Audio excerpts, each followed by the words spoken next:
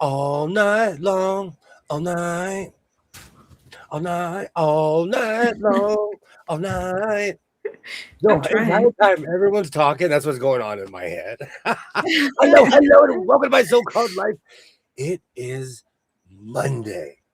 It's definitely Monday. Almost, it's almost Christmas. Almost. How are you doing, Tammy? I'm doing okay. I'm here. It's Monday. I hear you. Reporting is ordered, huh? Hey, no. This is a choice. I This is not know. an order. This is a choice. I grew up in a Absolutely choosing to be military here. family, so that's a term of endearment. Reporting Oh, is it ordered. is. Oh, How's look at it all these going? friends. 20 mid twin, Yeah. how are you There's so doing? many here. I'm doing great. I feel like I'm accomplishing the big stuff, the big rocks for today. It's great. Good. It's great. I can't wait to go shopping tomorrow. Maybe even thrift stores. You just never know. Yay, hello, Tasha. Hello. Hi, Tasha. For some reason, janitor guy didn't come through on the restream. He But didn't. Was hello, he one of janitor. the first people? Yeah. But Tasha You know, came through. and Dre as well. Dre, if you're still there, hello, everybody. Great to see you. Katie, Hi, hello. y'all. Yay, Misty, hello. Tasha, great to see you. I hope everybody's having a great evening. Hey, Jean. Tammy's back from her harrowing trip from California. It was. It was. It was so amazing to sleep in my own bed. So amazing. I'm like that, depending on where I'm going. Unless I'm going to the French Riviera, I have I have to go home after a certain time. Mm-hmm. I missed my bed after the dorm bed that we had. We had two twin beds, and they had those springs underneath, like the bottom was spring loaded. Yeah, no, no back support. Oh, that's not fun. Mm-mm. Yay, hello everybody. Yes. I'm trying to find the chat on my side. I know, me Yeah. too. Yeah, I had to go grab the chat from YouTube because Well, no, I put it on. Oh, there it is. I had to make my screen bigger. Oh, Dre's back. Hi, Dre. Mhm. Hey, Misty. Hi, Jean. Hey, Katie. the chat's kind of jumpy on this side, so I got my phone going. Yeah, It's weird tonight. I hope everyone's doing well. I want to thank everybody who watched my short, and Tasha called these Christmas light pants, and I kind of like that. Ooh. I don't know what to call these. You know, Christmas lights works. I was actually thinking Peanuts, like Snoopy and Charlie Brown, when I saw them. Yeah. I was thinking Snoopy and Charlie Brown, but I didn't want to. I didn't want to live. throw that energy if that's not what you're wanting. Just No, say I it. live. I am Charlie Brown grown. Hi, Susan. Welcome in. Yay! Hello. Oh, there's Denise. Welcome, Denise. Yay! Test. I'm too old. I need back support. All kinds of support. Absolutely. I do too. Yay! Great to see you, Denise. Hello. They are Christmas lights. I didn't. Now I can't unsee it. It'd be funny if he had like a little power pack and he just turned it on and his pants started flashing. Oh my gosh, yes. That would be fantastic. Do you know what still entertains me to this very day is when people get glow sticks and they make like glow stick people. They turn the lights off and they start dancing. I always want to do that for Halloween. I'm easily Halloween time for it too. Yay! Hello. How's it going? Great to see you. Hi, Mona. Hi, Rippet. So my do you know there are certain things that I need help with sewing, and coffee is one of them. I consider coffee like an ode to my sewing, and I recently finally have a cup that is just big enough. Man, how big? I might even have to go a little bit bigger. The And one cup wonder. It said I've got to cut back to just 1 cup of coffee per day. Yeah. And for anyone wondering, this thing is huge. This cup is humongous. It's massive. But when I start sewing, I will walk it out of this room because it's a disaster waiting for a place to happen. Oh yeah, we don't need to tip that over. That would be way too much coffee to spill. That would be coffee abuse. Hello, Hi, Jennifer. Jennifer. Donnie, great to see you guys. Hello. Debbie, you missed the power outage in San Yes. Oh, So we got home. Okay. So while we're there, we saw all of these electric cars, the electric self-driving cars. So I mean, everybody had Teslas, William's but favorite type of car. Mm-hmm. Oh, I love those cars. I can't wait. Exactly right. Coming to a place near you eventually. But yeah, there was like 3 or 4 of them at every intersection, and we were just amazed. And of course, our taxi driver is, yeah, yada yada yada, back and forth about it. But we're just sitting there hoping to get like video proof that we were in San Francisco with these cars driving in the intersections. And of course, we never got the video proof. And I get on the live and I'm talking about it on Wednesday night. And I'm like, you know what? That'd be the way to kidnap quilters is just paint, ride me to the quilt shop on the side of these these self-driving vehicles. That would get a quilter in the car. But we get home and then my husband starts sending me the newsreel. I was like, oh my gosh, that's hilarious. They have actually stopped using them for right now. So there's not going to be any of the Waymo brand even self-driving cars right now. Did they have the ZOOX there, the Zox? Oh, Or Zooks? The word sounds familiar, but I don't know what it is. You mean box?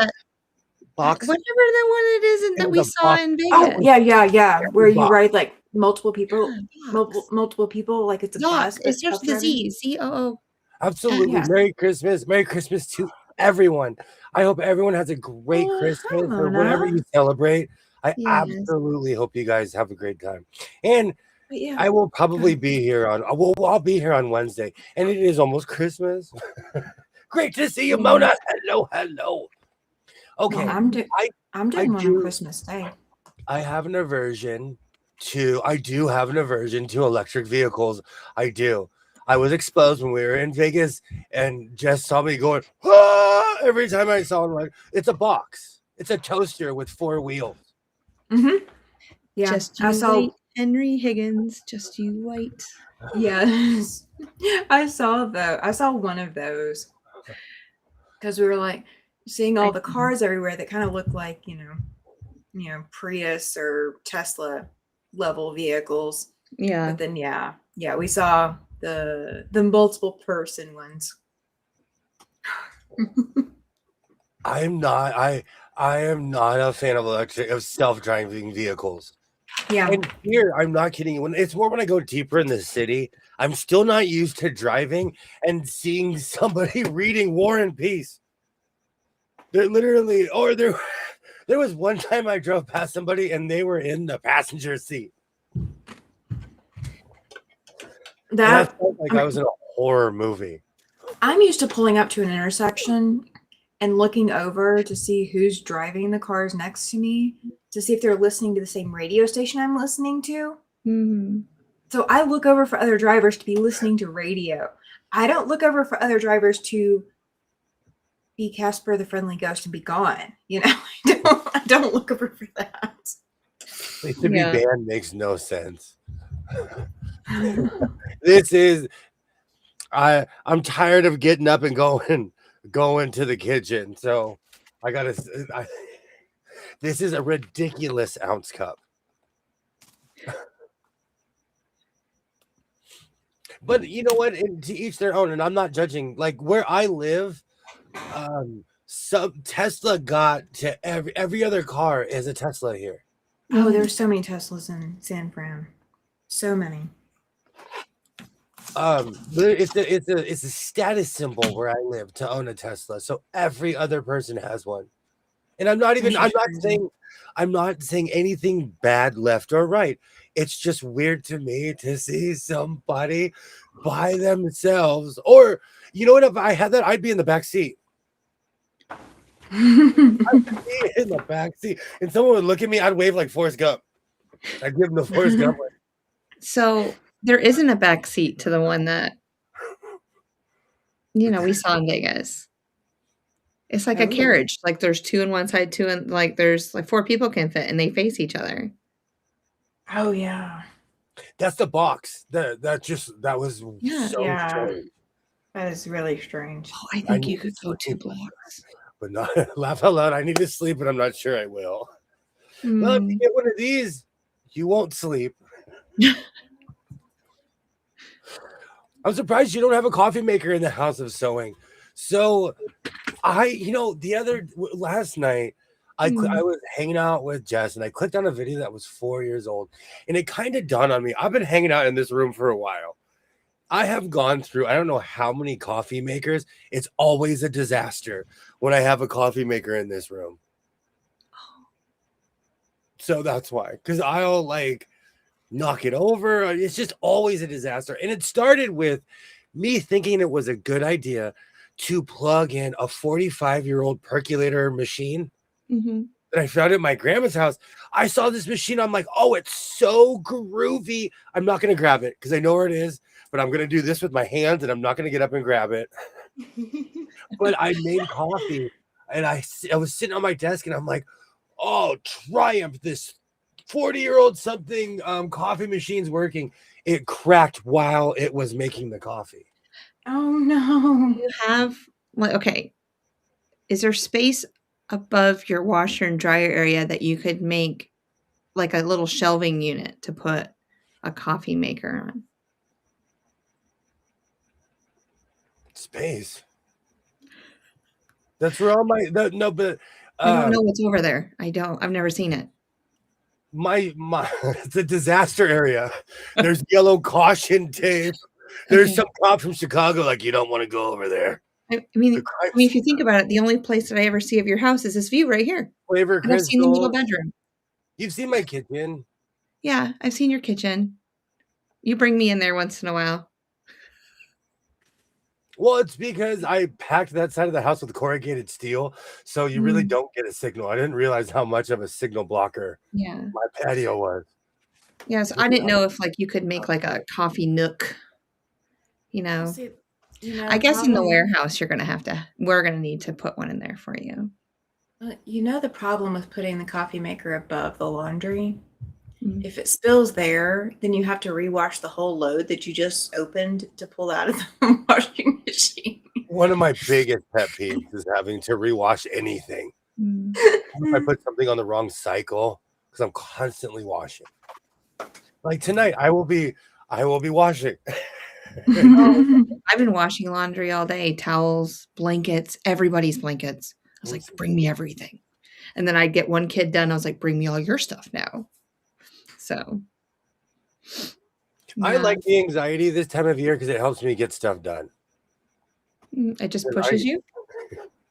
Yeah. Like yesterday, I really didn't want to, but I got off my duff and I went and got my son the jersey he wanted. You're good. I bought something for myself. You'll be excited.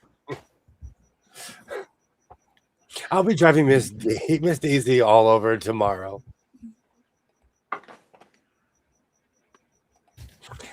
Do you know what's so funny? At my son's MMA place, they have added a boxing class. So at the same time MMA and boxing is going on, when the temperature drops, that building fogs up and it smells like a wet sock in there. That doesn't sound pleasant. People for years, they asked me, oh, why do you stand out here? Ever since I quit smoking cigarettes like 10 or 11 years ago, I still have a new nose. I still I'm like a sentinel. I could smell around corner. And ever since I quit smoking cigarettes, it's changed my life. And I'm saying this as more of smelling than anything else. So I Mhm. have an aversion to smells.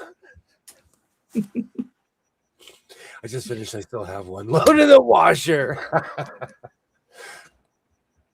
Oh, Well, I don't know if I'd want to go in there either. I've smelled so many wrestling, like my stepfather's family. They're huge into wrestling, so I can't tell you how many wrestling tournaments I had to attend because we had to go as a family because we all had to support each other. And there's like 300 family members, and half of them are boys, and half of them they all play sports. Um, and so we would have to spend all day at a wrestling tournament. So I can just imagine what a smaller little unit like that gym would smell like. it's literally like two Gross. modern American size standard buildings, like Yeah. just shotgun long storefronts Mm. that No, were thank that was you. turned into a gym. If one person sneezes on me tomorrow, I'll lose it. I don't want to get sick. You I'm have feeling no idea. You I live by be the example. At my job, I will open up the door to the bathroom and I'm washing my hands, and then people are like, "Oh my gosh, she's been in there for 45 seconds." I'm singing whole verses to songs. That's what you have to do. Yeah. I'm not kidding you. When I was a little kid, uh, I can still sing the entire first verse of the September song from Earth, Wind, and Fire. Yeah. You were not done washing your hands until that verse was over. And make sure Yeah. you get your thumbs. If you always look at it, the way that people wash their hands, they never get their thumbs. They don't. So that was like a big thing that I kind of stressed. I went to the grocery store today, and it made me laugh of all the people that were shopping. Mhm. Is today considered last minute, or is tomorrow? No, I think New Year's no. Eve is last minute. No, Christmas Eve is last minute. Or that's what I meant, Christmas Eve. Yeah. I mean, I have to go grocery shopping tomorrow because I just got my assignment on what I'm making for the Wilkie dinner. So No, I didn't see the Star Spangled Banner. I forgot Drano and coffee, so I'm going in for a weird combination tomorrow. get the good stuff. I've got to go in for a few things because I got told I'm making chili for Christmas. Mm. Especially after tonight, I'm gonna need more coffee. It's because I do not realize how much coffee I drink until I almost run out. I ground my coffee and one of those smaller bags as well in like a week.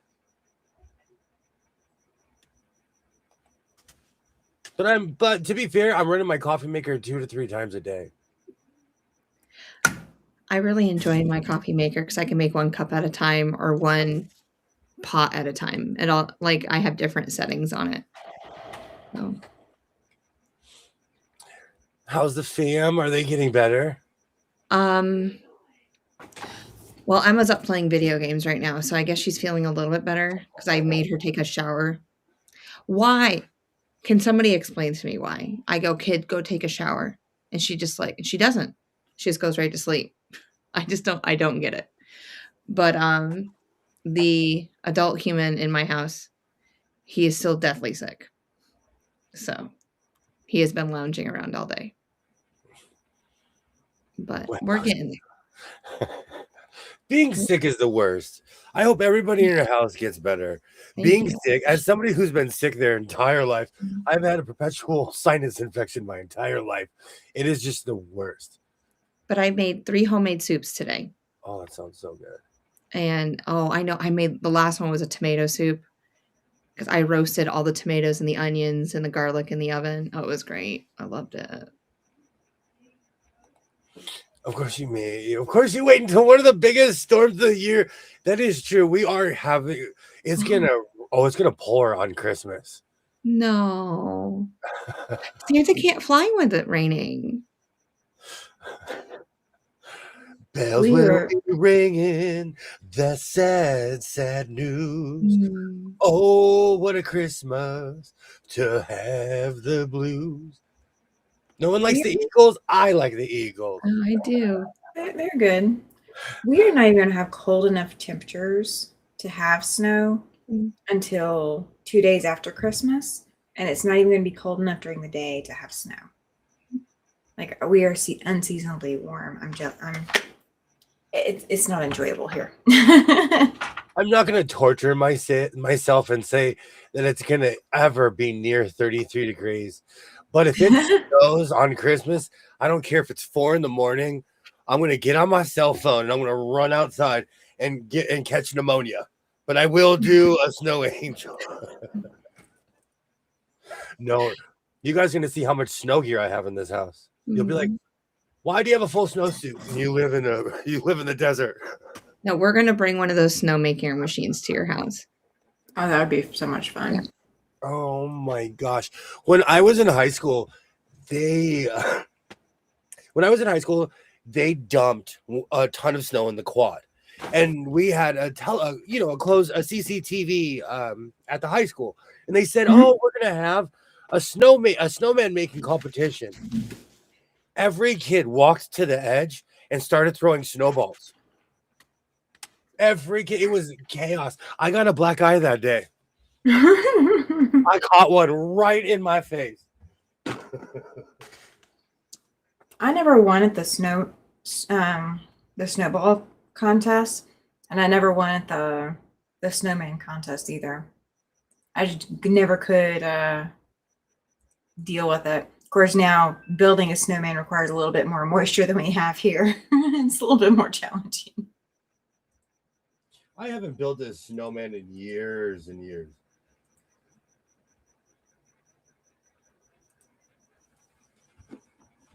So yeah, I forgot that huge storm is coming. Good. It'll give me an excuse to wear one of the 7,000 coats I own.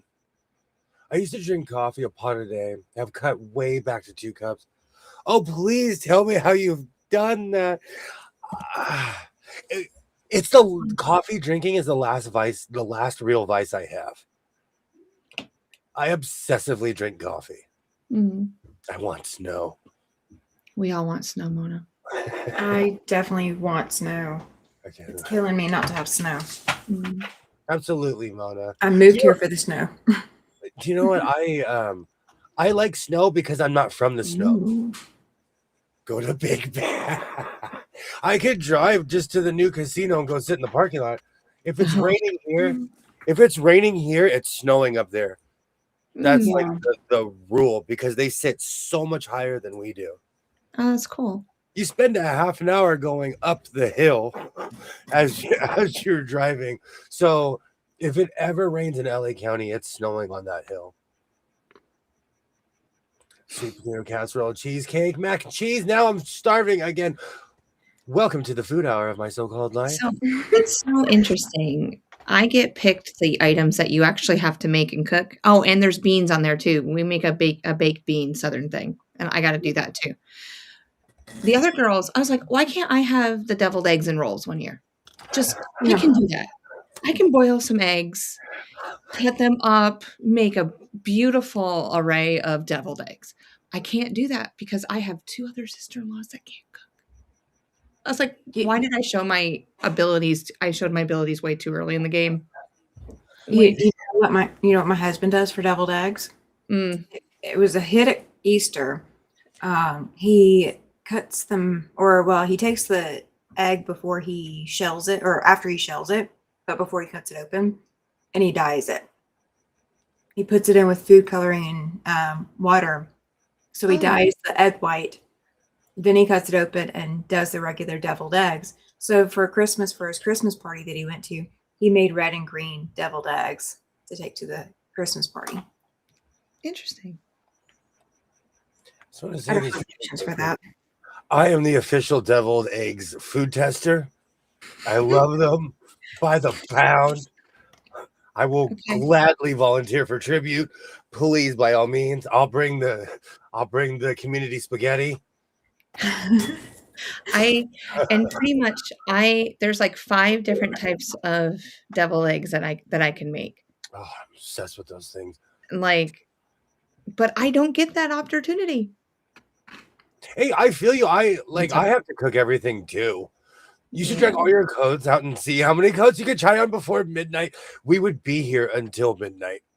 I made a surprising amount of codes. William, it took the doctor to let me know it was damaging my kidney. Oh, yeah. That's all That I much drank. coffee will. That's all I drank. Mm, You know what? It's habits. It's Yeah. habits. I grew up around people that were like the metal hard hat, the metal lunch pail type, and then I kind of grew into that. But are there people that like coffee doesn't affect them? Because I literally can drink. I'm on my 3rd cup that just since dinner. And I know that as soon as I get off the stream and I put my nights, my pajamas on, I can go right to sleep. So I they think used Someone else like the that? same. The same thing applies to soda. I used to be able to drink Dr. Pepper when I was drinking it. Uh-huh. I could drink Dr. Pepper, and I could even have it beside the bed. Like I could drink and more of it, lay down, turn over, and go straight to sleep. Yeah. Like it did not keep me up. I just Haven't said tried no. caffeine. Haven't tried caffeine, and oh gosh, we're going on 8 months now. Oh my gosh. So I don't know what it would do now. But my son gave me a speech today about my caffeine consumption. You are of the generation that should be carrying that torch. Us, I was raised by senior citizens, as folks want aged folks want a break. I shall carry the torch for you, Denise, and I shall make whatever you would like. It's just math. By the time I was 8 years old, my father was considered a senior citizen. Just math. It is. But serious, if anyone ever meets me and you want something, you just let me know. I will figure it out and make it. I want to make truffle. Well, when I come to Road to California, I'm making a couple like candy things because I've mentioned to him before. So I just wanted to try them out. I'm not bringing deviled eggs with me, but no, they won't keep. no, I don't think deviled they'll eggs make wouldn't. You what hate is me? it? I'm in the The kitchen like 7-hour this. flight. I'm in the kitchen like this. Just waiting for you to put them in. A thank you. Mhm. Thank you. TSA would be stopping you with the deviled eggs. Oh, definitely. They'll let the candy through, but deviled eggs will kind of raise Right. more than a few eyebrows. Yeah, they would. Well, I would have to make sure that I at least make 3 or 4 more eggs so that William can eat them and whoever else is with us. Mm-hmm. Who else is there? Sharing is caring. No, I'm gonna Sharing is right. caring. Sharing. Are you going to cut that up tonight? I'm thinking about it since I won't be sleeping this evening. And I'll be making deviled eggs at 2:00 in the morning now. Oh, so there's a thing too that I just learned that makes the best deviled eggs. Are you ready for it? Okay. Okay. So pretend like if this is an egg, all right, and you're holding the egg and you take a spoon and you just tap it until you hear it break. It breaks that membrane on the inside. So when you finish boiling them, they peel so much better. We tried that too. It didn't work 1 year. Oh, And it always so works for me. Oh, I'm sorry. he's got his own method to do it now. I let him go. It's just simpler. He asked for my mashed potatoes and some other stuff, but no, I don't touch the eggs. That's his job. I'll take some of the broccoli curry salad. Absolutely. Curry, also one of my favorite deviled eggs. I'm obsessed with Thai curry. It's the yellow curry. I like the pink. I like the pink. I used to have a suit like that. I hope not for Thursday's dinner. So I was thinking about instead of the snowman being the outside, I was thinking about the snowman being instead of them being the outside, I was thinking about them being the inside and using this as the outside. Okay. And then I'm going to use my white quilt, but I haven't decided how much of it I'm going to use. Okay. But I'm in a pants phase, so I am in a minute going to go dig for fabric because I'm really in this hardcore pants phase. And I'm feeling like I need to make some Jankos again. Okay. Oh, maybe I should make a Janko suit with that material that you said was busy. It is green, yellow, gray. It was. I know exactly what you're talking. If I say something's busy, Oh. Mona, I got you. I got you. Let me write that down. They're coming to Ohio on my next trip. I made something a while ago that was remind me of Tropicana Field. You can always go to Ohio driving to come to Wyoming. Ooh. Grinch suit. I'm going to September. take a great American vacation this summer. Well, you need to come in September. Come for the retreat. I'm teaching. I know, but It's hard when you Yeah. Grinch suit. I'm so hopeful. That would make a nice skirt and a jacket for your mom. Fun fact, my mom would walk in the room and she'd probably be this tall. Her hair would go off the screen, but she'd probably be like around this tall. So I could make a skirt for her and a jacket and still have enough fabric to do everything else that I wanted to do. Because my mom is like this tall. Your mom is not that. She's taller than that. She was Yes, 5'6". Okay. Again, because I was raised around my grandparents and my mother and father. My father was like 6'1". When he passed away, he was like 5'9", 5'10". You shrink. My grandmother was 4'9". She was at least 5'2". She was at least 5'2".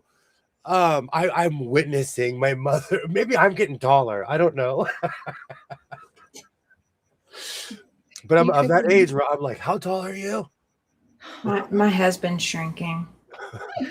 We measured him the other day. He's no longer 5'6". He's 5'5". It happens to all of us. It will happen to all of us. I refuse to be anything his 5'7". Linda, great. Yeah, you're gonna defy gravity. You're gonna defy aging. Well, You know me. Great to see you, Linda. He also had the military and military injuries to go with it, so he had a little bit of extra help getting there. Life is challenging me. That's true. Oh, right. I agree. Huge number gamer, but yes. I'm watching hockey. Who is on right now? You're playing right now. Yeah, we're losing. You're playing the Ducks, right? No, we're playing Columbus. Oh, Columbus. I think the Ducks start tomorrow. We always get them right before the holidays or right before like a break or something because we're from the same town. So everybody goes home, but we end up playing the Ducks because everyone lives here. Anaheim and downtown LA are like an hour away from each other. I would definitely play a few games then. And if there was no traffic, which will never happen, it would be even less time.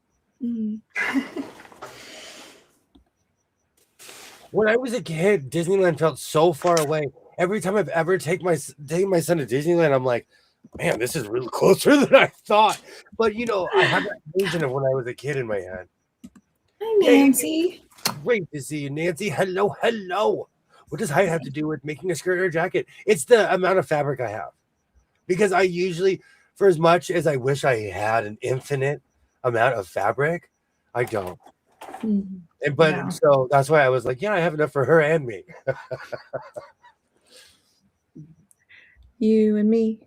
Da-da-da-da. It's me running through a field towards a bolt of fabric. Imagine you and me. So happy together. I can see you spinning around with fabric. Because I refuse to participate in the madness of today, I watch old school television. I watch all kinds of stuff. That was a skit that was so oversaturated. People were running through fields playing that song for a good 20 years. From the time it came out until people were like, that skit has been done a gajillion times. Yes. Great to see you, Nancy. Oh, man. I always say this. I'm in an impasse. I don't know what I'm going to do. And then I'll be in my hallway in an hour and a half. Just. Did you guys see his short yesterday? And I want to He thank modeled everybody. for us.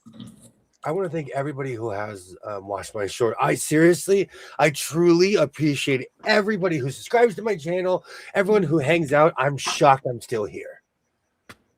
I was suggesting you use the fabric for an outfit for your mom.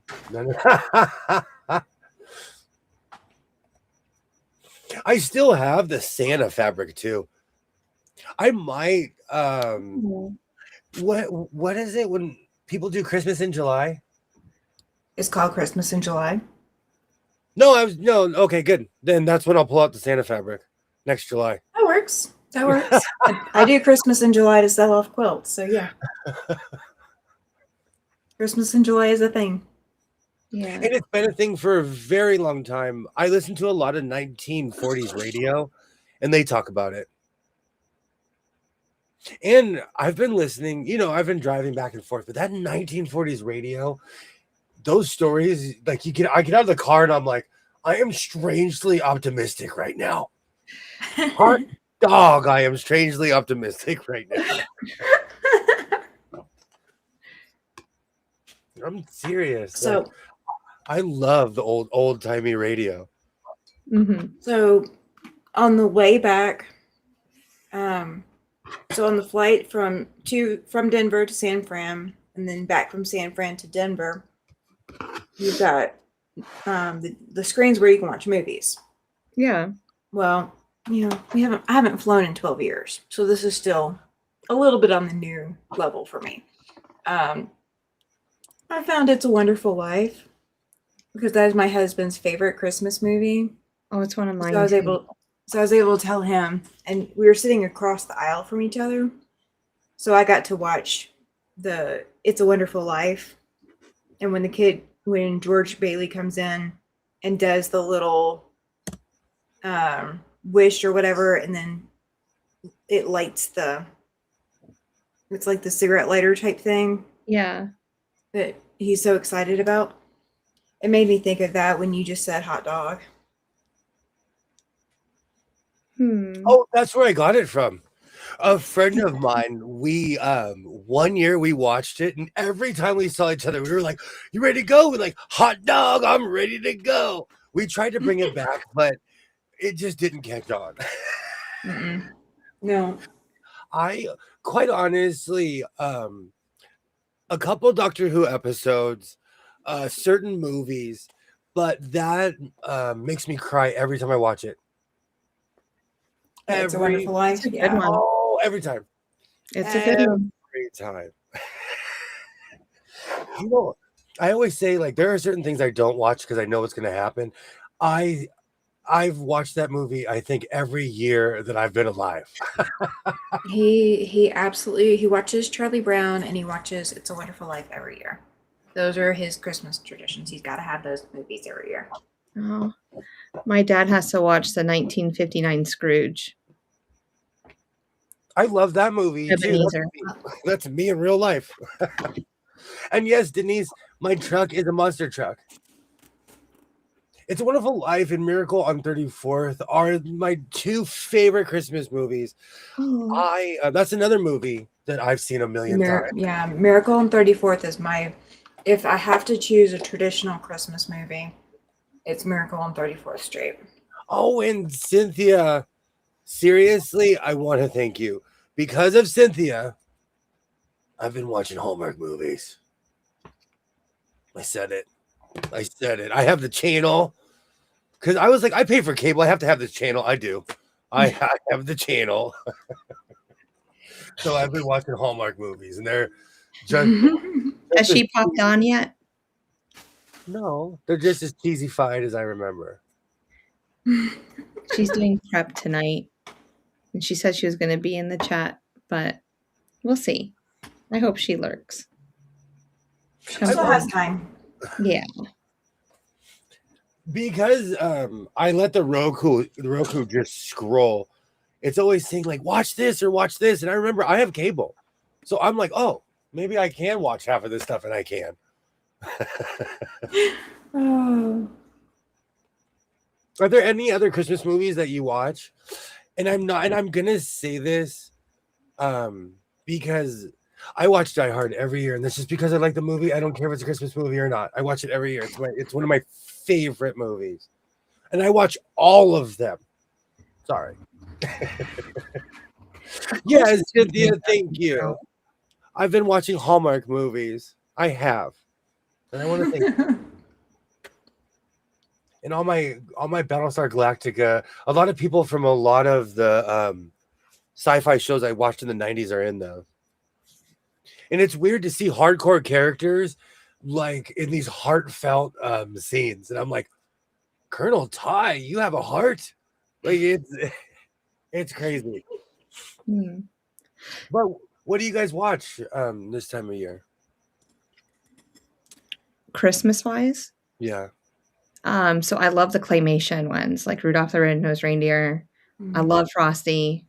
So we watch that every year. It's like a family favorite. The Grinch, hands down, every version of it. We gotta watch. Well, the only one that we watch is the original, the animated original. My kids love Jim Carrey, so he's going to be in our lives forever. We had my favorite. I have never seen the Jim Carrey movie. Add that to our list. I know it's.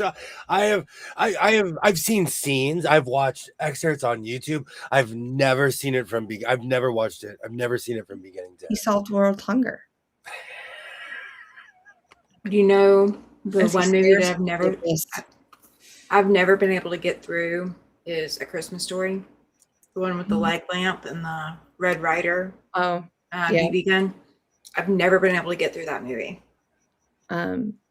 I used to watch The Brady Christmas every year when I was little. I haven't seen that in forever, but you just triggered something in my brain. I don't know where that came from. It's because I watched it yesterday because it popped up.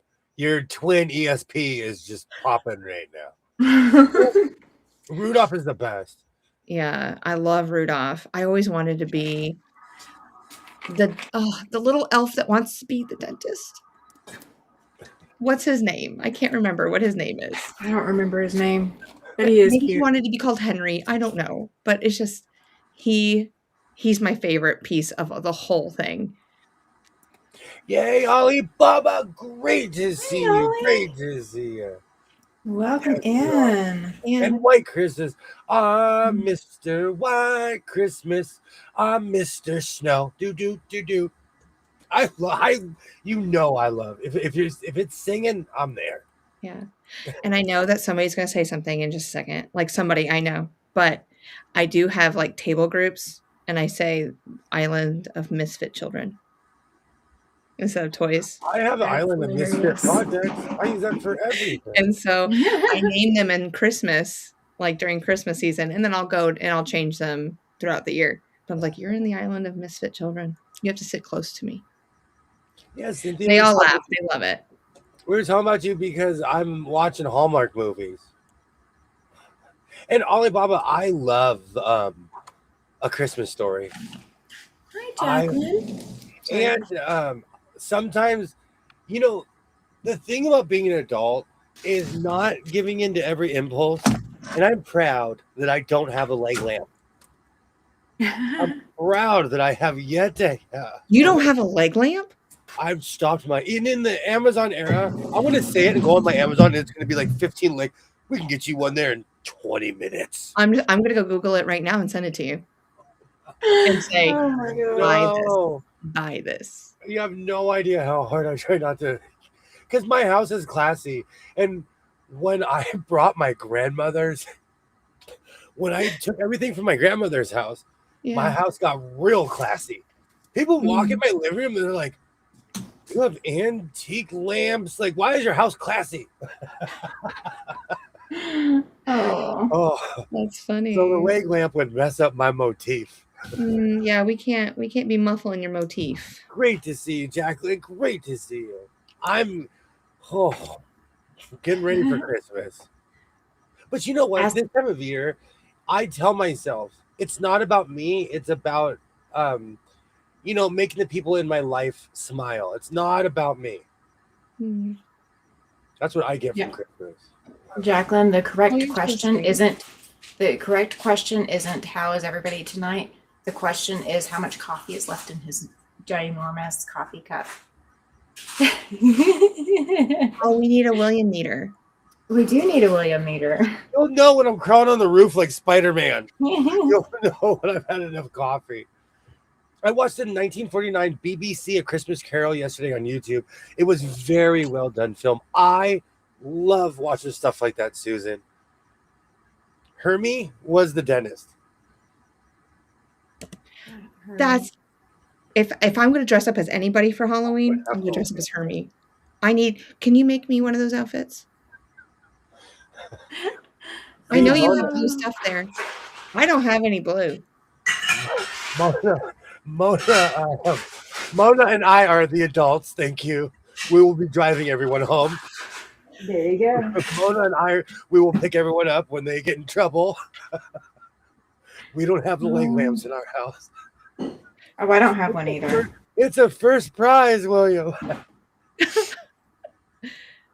When I was working at Walgreens, they brought out those leg lamps, and there's like leg lamp decor of all kinds at the store. And I didn't get it then. I still don't get it now. I have to stop myself. No, there's all kinds of crazy stuff I want. And I'm like, there has to be a line, sir. There has to be a line. There's never a line. Next year, y'all, we're going to look at, he's going to send us a picture of his house, and that leg lamp's going to be in the window. I'm going to show you. I'm going to go into storage and get my French painting that is around where the Louvre is. And you're going to be like, why do you have such classy stuff in your house? I'm going to class up my house even more when I bring my French paintings home. Yeah. Where did I put this other one? You're an Isle of Misfit Children. A way to boost a children's self-esteem role model. I am the best role model they've ever had. Mr. White Christmas. Mr. That's just playing in my head. Top hats and canes just marching down Front Street in my head right now. She couldn't handle me. I don't have one either. I have. If it makes you happy, get it. Exactly. No, I agree, Linda. I agree. A long time ago, I had a friend whose father collected classic cars. He had like Cadillacs, he had Impalas. When you walked in their house, he had tires in their living room. Their couches were old 57 Cadillac couches. And he was married and he had 3 daughters. And their house was a car house. And I promised myself when I grow up, I'm going to make my house livable. So that's why my hoarding is only in this room in my middle bedroom. Yeah. Because I know how it is when your habit overtakes a household. So I try not to let my gaudy nature, because I grew up in a house that was similar to this, where, just a well-kept house. So I try to return the favor that my parents gave me, except for this room. If you don't want to see hoarding, don't come in here. I like Jack Frost. Is that with is that Michael Keaton? Because I think so. If it's Michael Keaton, I've seen that movie. Yeah. Oh, I'm dropping stuff. I can't remember now. I still have all those Christmas songs in my head. Go to the grocery store, they're just blasting Christmas music. Yeah. It's all, well, I mean, it started early this year too. It's like the day after Halloween, I was hearing it. Started with Mariah. It always starts with Mariah. Do you know what? It's so funny. It feels like that was last week when you defrosted her. The It year without was. a Santa It, Claus. it was before last week. It was the day after day after Halloween. Whenever I There put my were tree up. there were stores already playing it by then. Yeah. Like Eatmeister. I forgot. I'm gonna be looking for all of those. Where's my remote? When is Claymation Christmas coming? Where It's is already my? here. I know, but I need to go on. Do you think because it's on CBS every year? Oh, Christina Aguilera Christmas is on next. Oh, yay. The Kings are losing, so it's not like I need some entertainment. I bet you can get on Netflix or I have and Paramount. They own all that stuff. Shouldn't it be on there? yeah. Charlie Brown's Christmas is my favorite sentimental Christmas. Mm. I have a lot of these on VHS. My parents would tape them when they aired. And still to this day, I'm the only person I know that has the 1980 something California Raisin special still on VHS. I've never even heard of it. I remember the California raisins. I actually had a stuffed California raisin at one point. Awesome. I do not know where the thing is now or if it still exists. But yes, I had one. I think it may have gone to the thrift store Yeah. eventually. We now say that as a not funny term. Yeah. If we say someone looks like a California raisin, we're not being nice. Yeah. It's no longer the compliment it used to be. Awesome. My son has it. I love that. I absolutely love that. I'm a sucker for the classics. I'm an absolute sucker for the classics. I love all those old specials. My parents were obsessed with Garfield, and so I have every special they ever put out on VHS. You know what? I do need to go to my storage unit because in there I have a film and a VHS converter. Because my grandparents went around the world and they put everything on those weird Kodak film 8mm or whatever. Oh, yeah. And I have all kinds of digital converters. I just need to get off my duff and put. But my grandparents, they have like Egypt 1952, Egypt 1956, Israel 1958. Like they would go back to the same places every year. Mm-hmm. Well, they enjoyed it. Me too. Well, at least they knew what to expect the second and third time around. Yeah. And there's probably so much to do there that you can only do so much in the couple days that they're visiting. That is true. And I have it's weird though, because I have shots of the pyramid in Giza and places where you can't go anymore. Because, or like they're walking on tombs that were undiscovered. I would have loved to be there with them. I just don't want that history. Amazing. I just don't want that history to be lost. And they were a part of like the cruise ship generation. After World War II, my grandfather refused to fly anywhere because my grandfather was a part of D-Day. And BA from A team, he refused to fly, but he took my grandma on cruises around the world. Oh, that's sweet of him. Hi, Kathy. How are you? Welcome in. Hi, Kathy. Yay, great to see you, Kathy. So I have to do something about all of that. I have to do something and preserve all that. Mm-hmm. I agree. Could you imagine this? Like, I'm not kidding you. Someone's going to be able to look this up like 100 years from now. I know. And watch us waffling. Who are these people? What are they doing? Oh, they'll know who we are. They'll have our whole life. Like, boop, they did this and this and this. I still need to go to that interactive museum.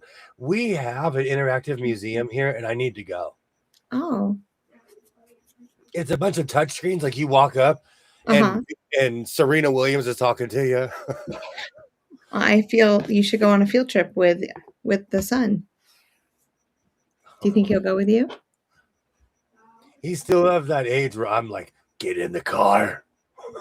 Get in the car. We're going. Field trip. Anytime I've ever been like, we're going here, and he doesn't want to go. On the way home, he always tells me, I had such a good time. And I'm like, I know. Thanks, I Dad. know.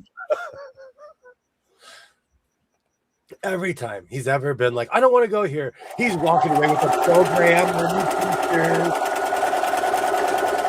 Oh, that's great. Cammy's landing in a helicopter. There's a video I made taping every single Christmas show, pausing for commercials, 10 hours of Christmas shows. Mm. From the California Raisins to Inspector Gadget. I love Inspector. That was my era. Like all of those shows, that was my era. Mickey D's had an Inspector Gadget toy, and so I collected all the parts. Was that the Matthew Broderick movie? I don't know. I can't think of it off the top of my brain. But do you know, this is a weird segue. My son is kind of fallen into a lucrative business because he collected all of the McDonald's toys he ever got from a Happy Meal, and he didn't open the plastic. And my son sold a picture piece for like $50. oh, Still in the package. so he figured out where to sell it all into. And because he got a Google review of like, this kid's legit, everybody wants the McDonald's toys now. Oh, that's great. Thank you so That's much good for stopping plan. by. Thank you so much for stopping by, Mona. Have a great night, Mona.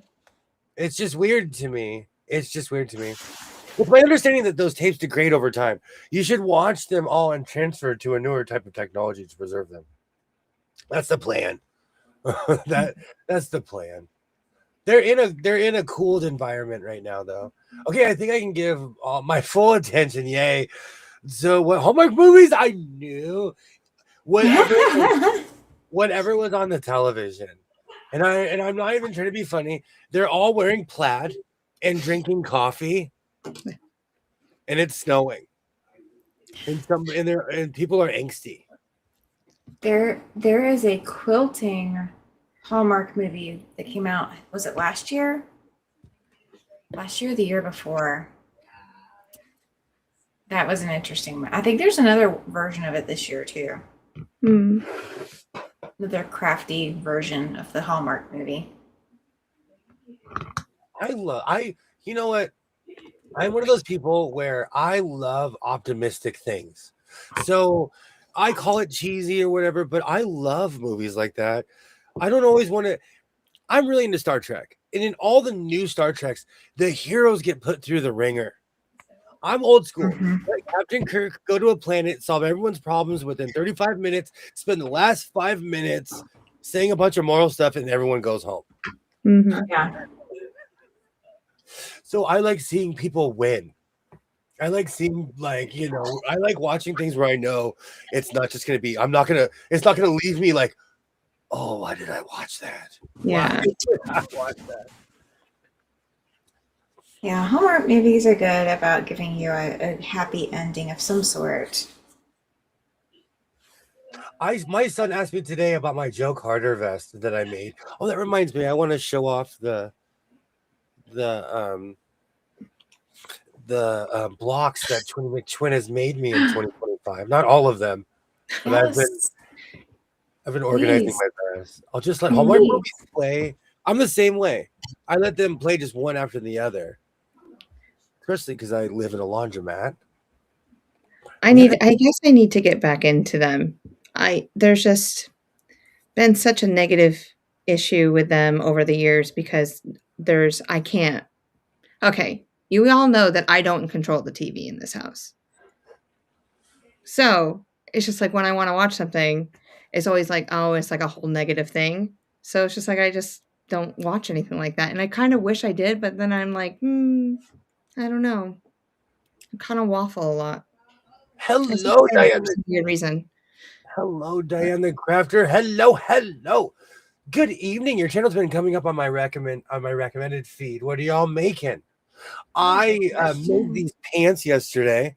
I'm deciding what I'm going to make today. Twinny McTwin is big blocks, and Tammy over there is even giant blocks. Well, I'm making log cabin blocks tonight. Ooh, Those are cute. So I'm making a bunch of these, and this is from Cherry and Chelsea. This is summer lemonade. And so I had a bunch of 5-inch squares and like a bunch of like jelly roll. And so I'm just putting it together. That's Tammy, awesome. what do you mean? I am working on turning this into the queen size quilt it was meant to be. So I've got rows and rows that I'm attaching that are just circling the machine. So I'll cut it apart once I get done. And then I'll start, swapping it. But hi, Diane. There's a whole bunch of channels here that are hanging out right now. So I'm pretty sure that someone can give you some direction. But yeah, this is the place to be on a Monday. Yeah, Absolutely. I can Glad hang you're out here. on Mondays. Oh no, I thought of a really cheesy song. Sewing happy people holding hands. Now I have shiny happy people. Da-na-na-na-na, na-na-na.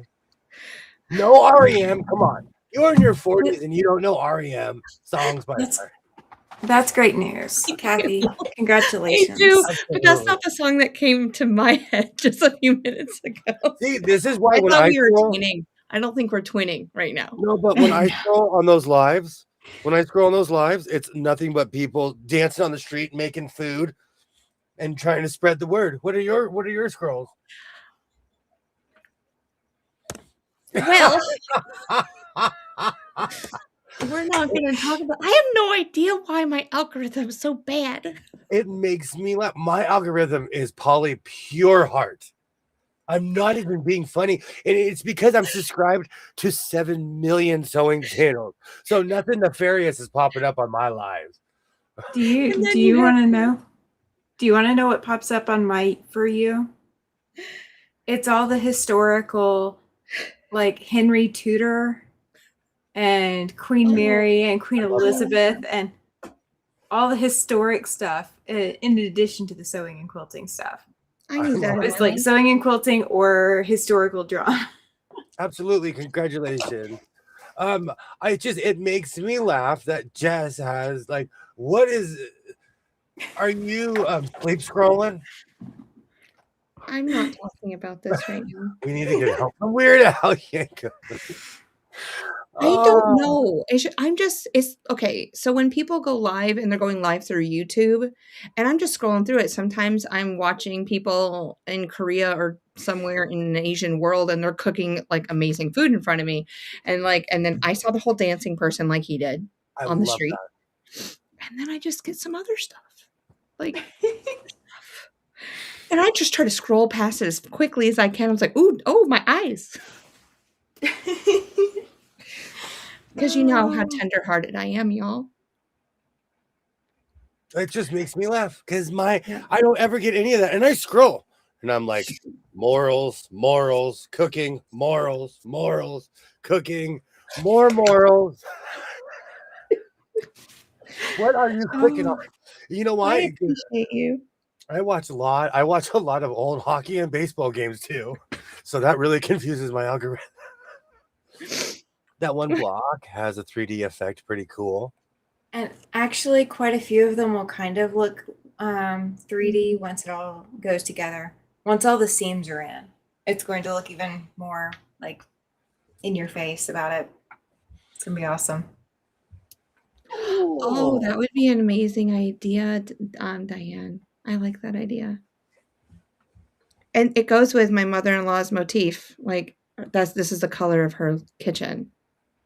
I might have to. I've got to figure out what fabrics I'm using for Christmas Day because I'm making another checkerboard. And I still have a mammalian to make.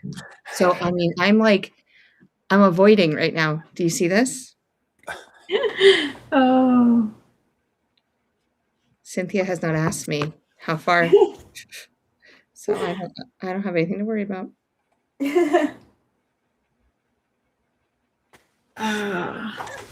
There she goes. Can't wait to see it. Yes, I am seeing morals. I have an extremely strange accent. Random has been my thing here lately. You know what? I am the definition of random. I'm like, I'm in this weird pants era. I want to make Jankos, but I also need to finish this giant quilt. These things are huge. When I get them in my house, I have to work on them because they take up massive amounts of space. So I feel obligated to work on these giant quilts. And now I'm kind of stumped on that giant star. I'm going to have to completely open it up in my living room and see what it looks like. Yeah. And it's damaged. It's damaged right in the integral part. Yeah. Because I would take that huge star and that would be a back piece. And I wouldn't even make a hood.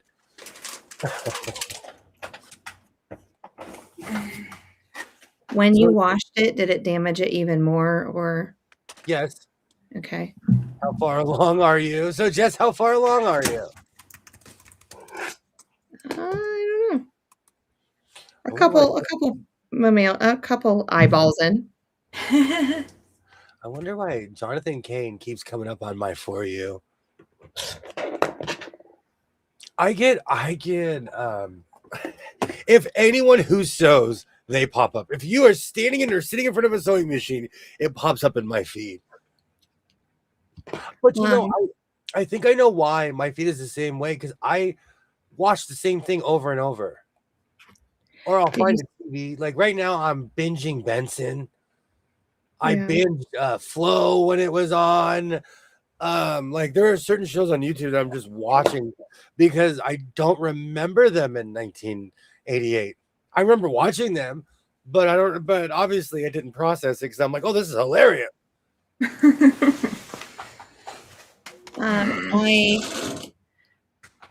Stephanie Canada had a new video out today. Did you see that? No. She was comparing vintage or maybe it wasn't today, but it's new this week. But she was comparing a vintage 40s pattern to a reproduction, and they didn't change anything. But she had a beautiful time putting it together. I finally have both of the sewing rooms done. Now it's time to get back to sewing. And they're absolutely gorgeous. Sorry. Have you seen them yet, William?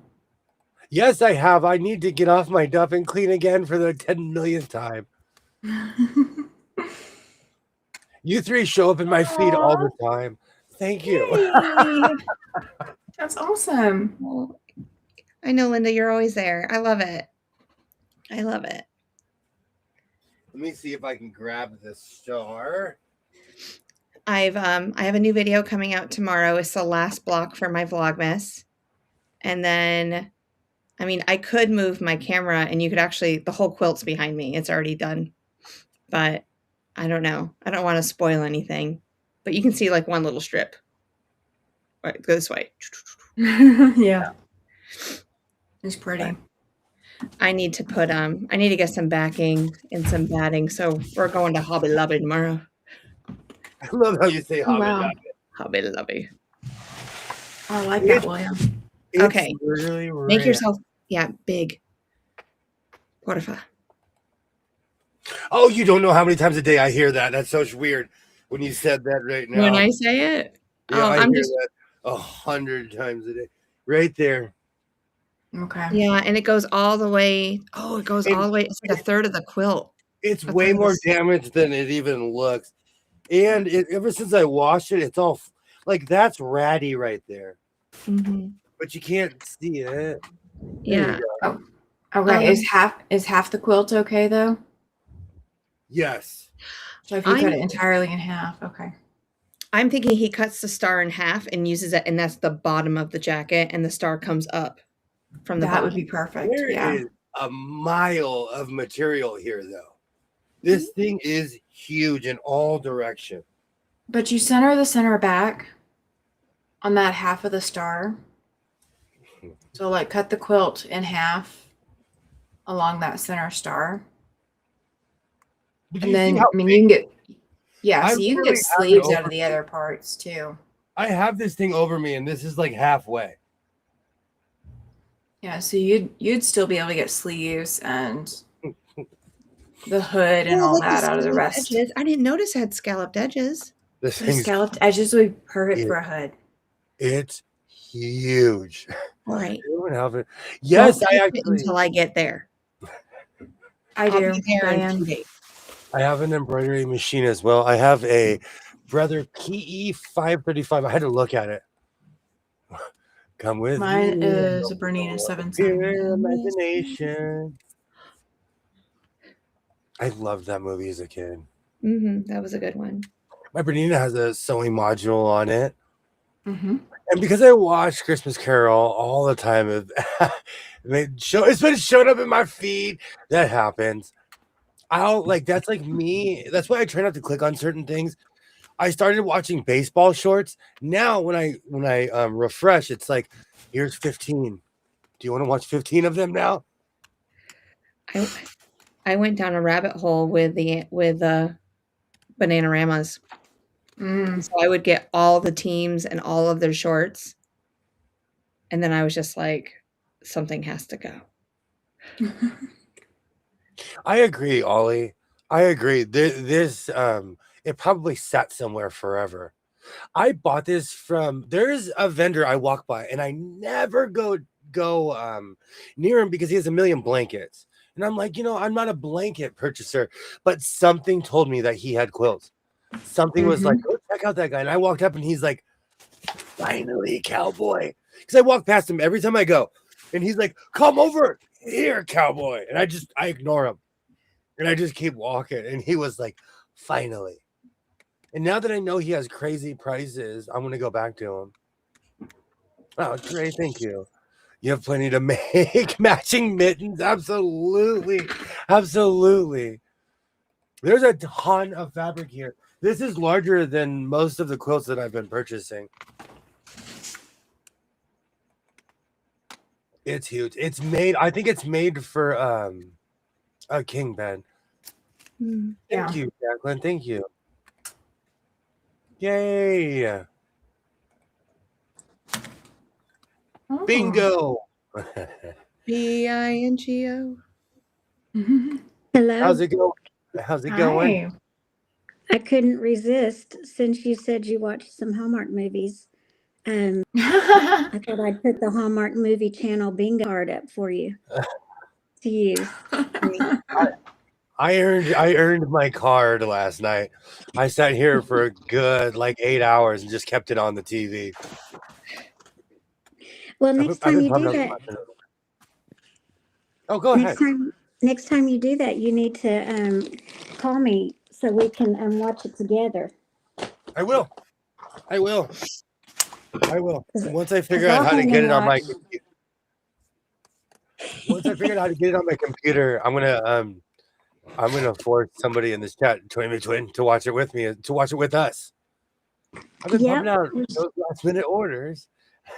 Oh, that's awesome. I'll bring the popcorn. Awesome. I think William should host some movie nights. Yeah, I would be there stream in a heartbeat. In a heartbeat. But how copyright strike? If I went live, isn't that a super copyright strike? Oh yeah, it's a huge one. I have Paramount. I have all kinds of stuff in this computer now, and if I clicked on that, they would be like, "Stream down." Okay, we can go. I'll host it on one. I have my school channel, and then they'll have to find us. Maybe it's an educational channel, and they'll let it go. Thank you so much for hanging out, Susan. Thank you so much. And good night, Susan. That's not a bad idea. That's not. Yeah, I like the idea. Yeah, I can try to see because I think it's dubbed that because it has my school email and everything like that. Amazing how the embroidery machine makes great gifts. I'm actually trimming. You know what? I didn't think about that. I should use my embroidery machine to fancy up a few things. And bingo was my name. I was just stuck in my head. B-I-N-G-O. B-I-N-G-O. Okay, is it the name of the dog? Or the name of the farmer? Man, when I was a kid, Old Yeller and Benji made me big cry. both of those movies.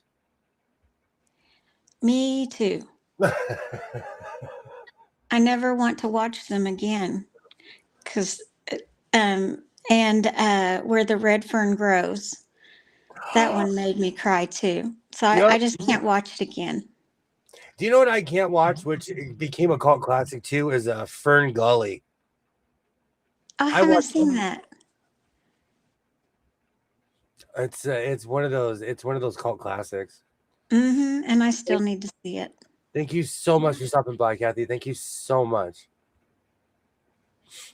Yes, Ollie, I'll bring the ham. I missed that. I did miss that. Sorry, Ollie. Oh, I figured it was going to come out. Just for you, Ollie. I feel like we need a whole ham line now. We need ham t-shirts, ham earrings. Okay, it's coming, y'all. It's coming. Put it on my list of things to do. A necklace with a ham and a garbage disposal. And no hams were harmed During the film. Yes. Okay, let's be realistic. Jess's list of things left to do is longer than Santa's list of the kids on the naughty or nice list.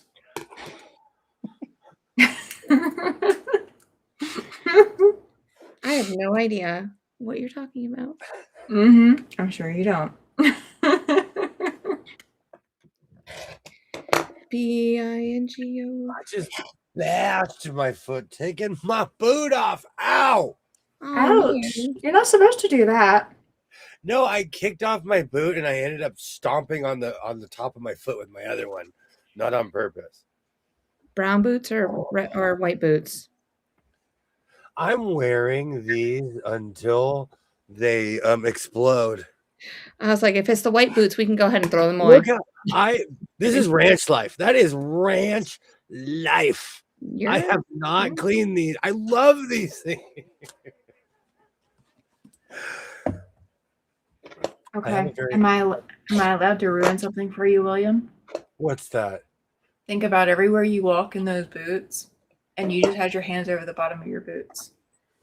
It's the same earth. I love that earth. It is the same earth that I walk on, that I live on. I am from the soil, and I will return to the soil. Okay. Just saying. With the tarantulas. That is the one thing about my job. I still get to play in the dirt. Every time we have to dig a new pipe or something, I'm like, yes, I'm going to dig the biggest trench. I still get to play in the dirt at my job. I drive a tractor, bumping through the field like, this is so much fun.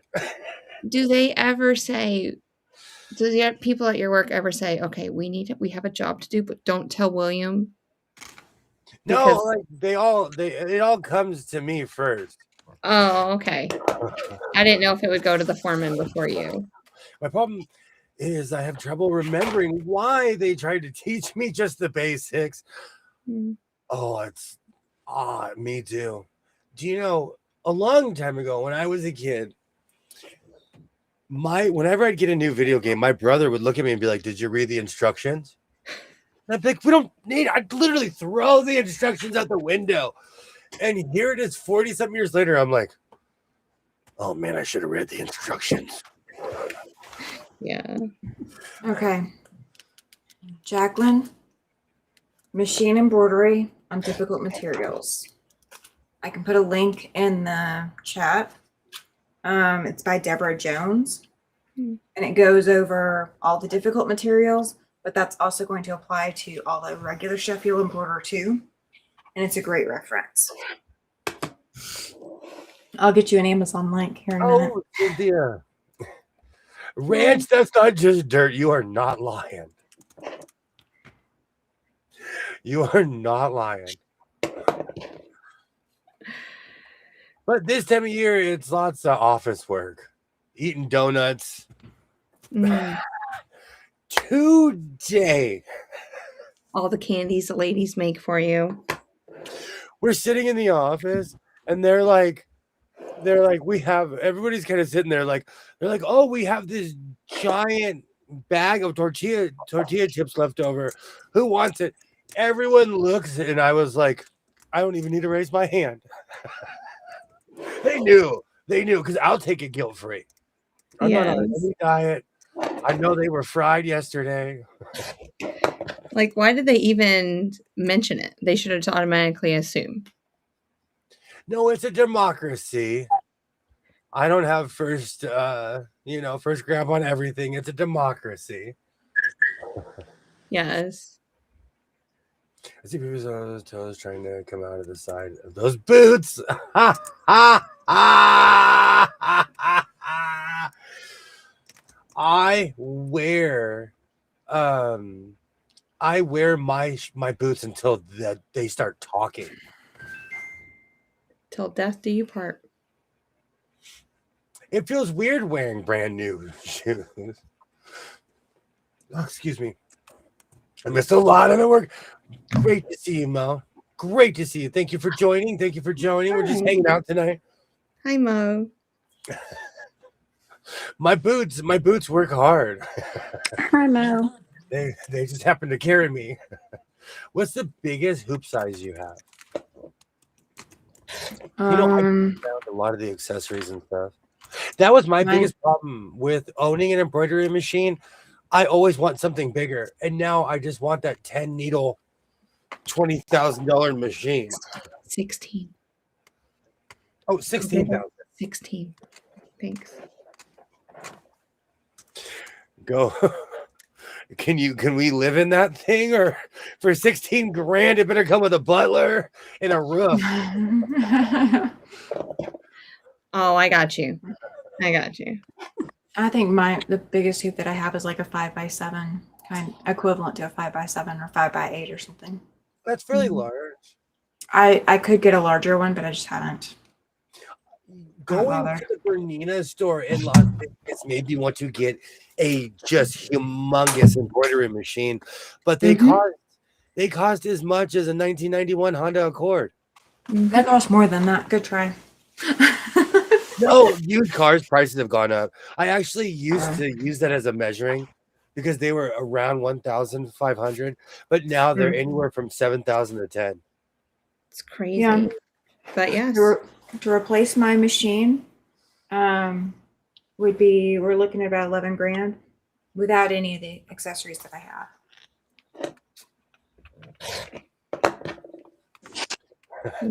Those are my favorite boots, Denise. Those are my favorite boots. Cynthia, do you have a pair of shoes that you refuse to give up on, or am I the only person? I'm trying to think. I don't anymore, but the shoes that when I took my fall a few months ago, when did I do that? Like September or something? I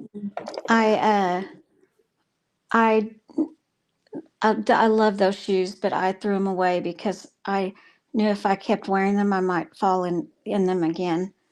So I had to get rid of them for my safety, and I hated it. It made me sad. Yeah. I totally understand. When I was in Vegas, I wanted to wear my black boots, but they just felt too loose. And for some reason, they were fitting perfect last night. They were waiting for last night. That reminds They me. were. I want to thank everyone who watched my short. And did anyone notice that I wasn't wearing my my white boots? I noticed. I'm just saying, for the record, I can take them off every once in a while, even though it's been a minute.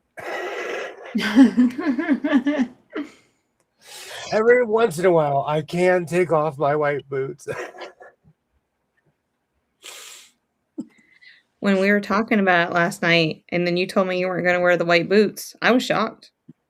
I didn't know what to say. The color scheme. It's the color scheme. It is.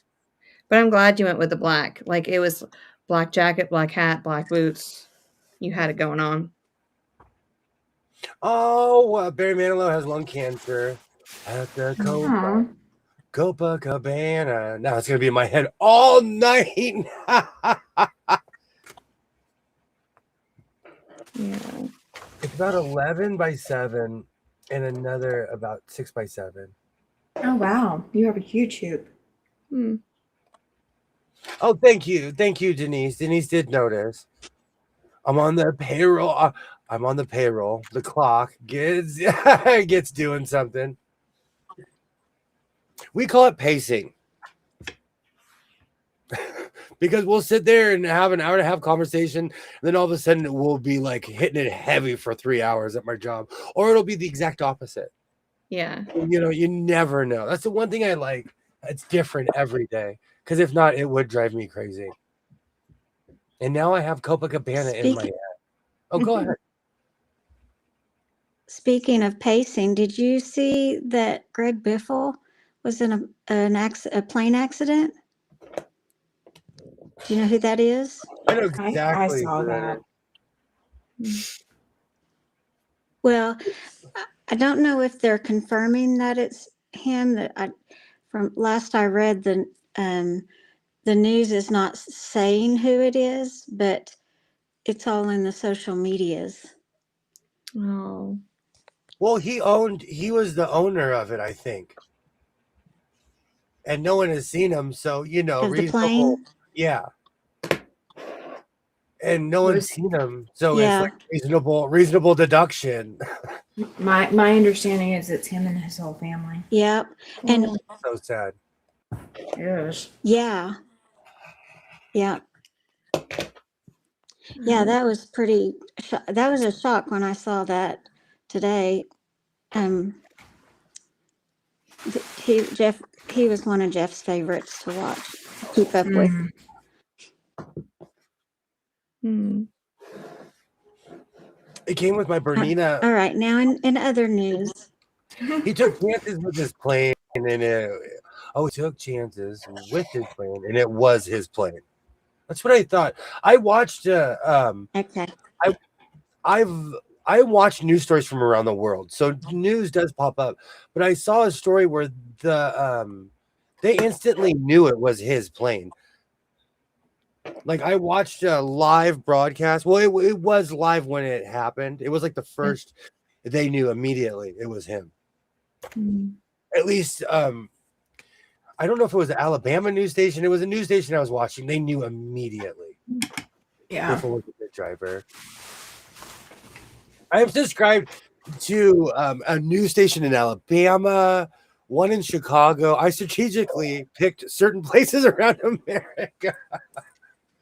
Yeah, you got to keep your heartbeat, the pulse on the world. I now have to ask, which one in Alabama? Oh, let me look. Because in Alabama, it's just straight news. Where I'm from, it's a lot of fluff. It's a lot of they talk about famous people and stuff. Yeah. And I didn't even understand that other people didn't talk about that until I moved to Arizona. And I was like, oh, this is just the news. And then when I moved to Oregon, I was like, oh, this is just the news here. I'm the same way, Linda. I guilt myself into using my my embroidery machine. I guilt myself.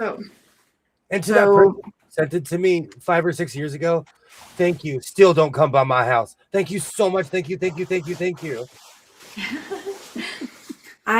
So mine is actually on the quilt frame right now, being used as a quilter versus being used as an embroidery machine. But if I ever get a machine to replace it, I'm absolutely dedicating it solely to embroidery until I'm ready to do something else with it. Like actually sew with it. I totally get it. I've got full embroidery projects I need to be working on, but I can't work on them and quilt at the same time. It's one or the other. That's like me in live streaming. Like I could sit here, but when I'm sewing, I'm running around like a crazy person. I'm doing 15 things at once. And I think it's that chaos that gets everything done so fast. especially with what I'm going to work on tonight. I really have to sit down and think about it. Are you thinking about using that quilt tonight or just Not this star quilt, but I'm going but to I do. know the snowman, right? Yeah, Yeah. yeah. I think it's apropos for this time of year. Mm-hmm. I like the idea of putting the red on the outside and leaving the snowman on the inside. Or you can invert it and have like 2 panels of the snowman on the outside and just a red back. I like that. Mm. Now you got me going in a completely different direction. But whatever, you'll feel it whenever you start making it. So I know the white is gonna pop. Hello, Katie Craft's great. Hey, hey, Katie. I know the white's good gonna to see pop. you. It's gonna be interesting to see what happens when I put this together. Yes. I still think it should just be a white jacket. I can't own something that's all white. I lead a filthy life. I am the real life pig pen. I cannot. I work outside. I hang out in here. Yes.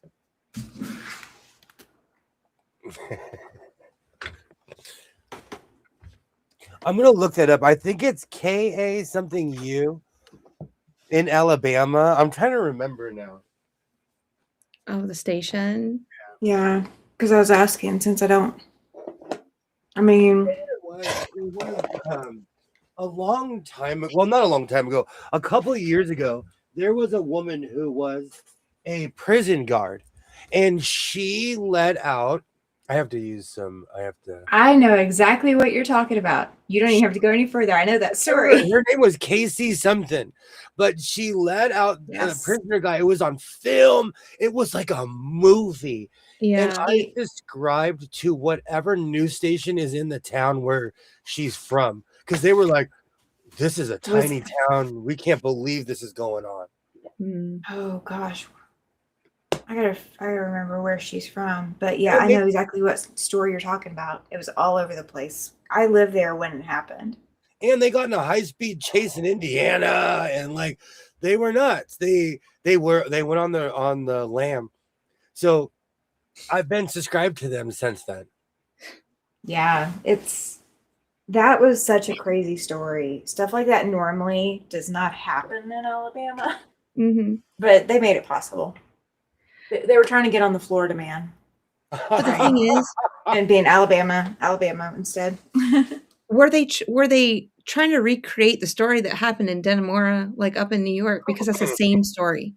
Well, she fell in love with him. Yeah, she felt same. She was a sewist, and he was in the sewing community. Oh no, they weren't in the sewing community at all. Yeah, these people weren't. But yeah, she fell for him hook, line, and sinker. Yeah, and I think he killed her during the process of being recaptured or something. Like he was in the very well. No, they both. They tried to fire on the police, and that's never good in any state in the United States of America. No. It was just a really compelling story, and it had a hardcore ending. It's just so ever since then, I know all the news that goes on in that town in Alabama now. Literally. Mm-hmm. I know their weather. Their weather pops up every day, and I'm like, oh, let's check the weather in Alabama. So wherever it is, I'm all up. I watch their news. I don't even watch my local news, but I watch their news. It's the way it should be. I'm interested in people. I want to know about other people. I want to know how they live. You know, I've always been interested in things like that. So I like watching things that are not anywhere near my house. That's why I watch French news. I watch African news. I used to watch UK news, but they're just like us. We are very similar in a very strange way, but you know, I watch news from around the world. Well, if they speak English or Spanish.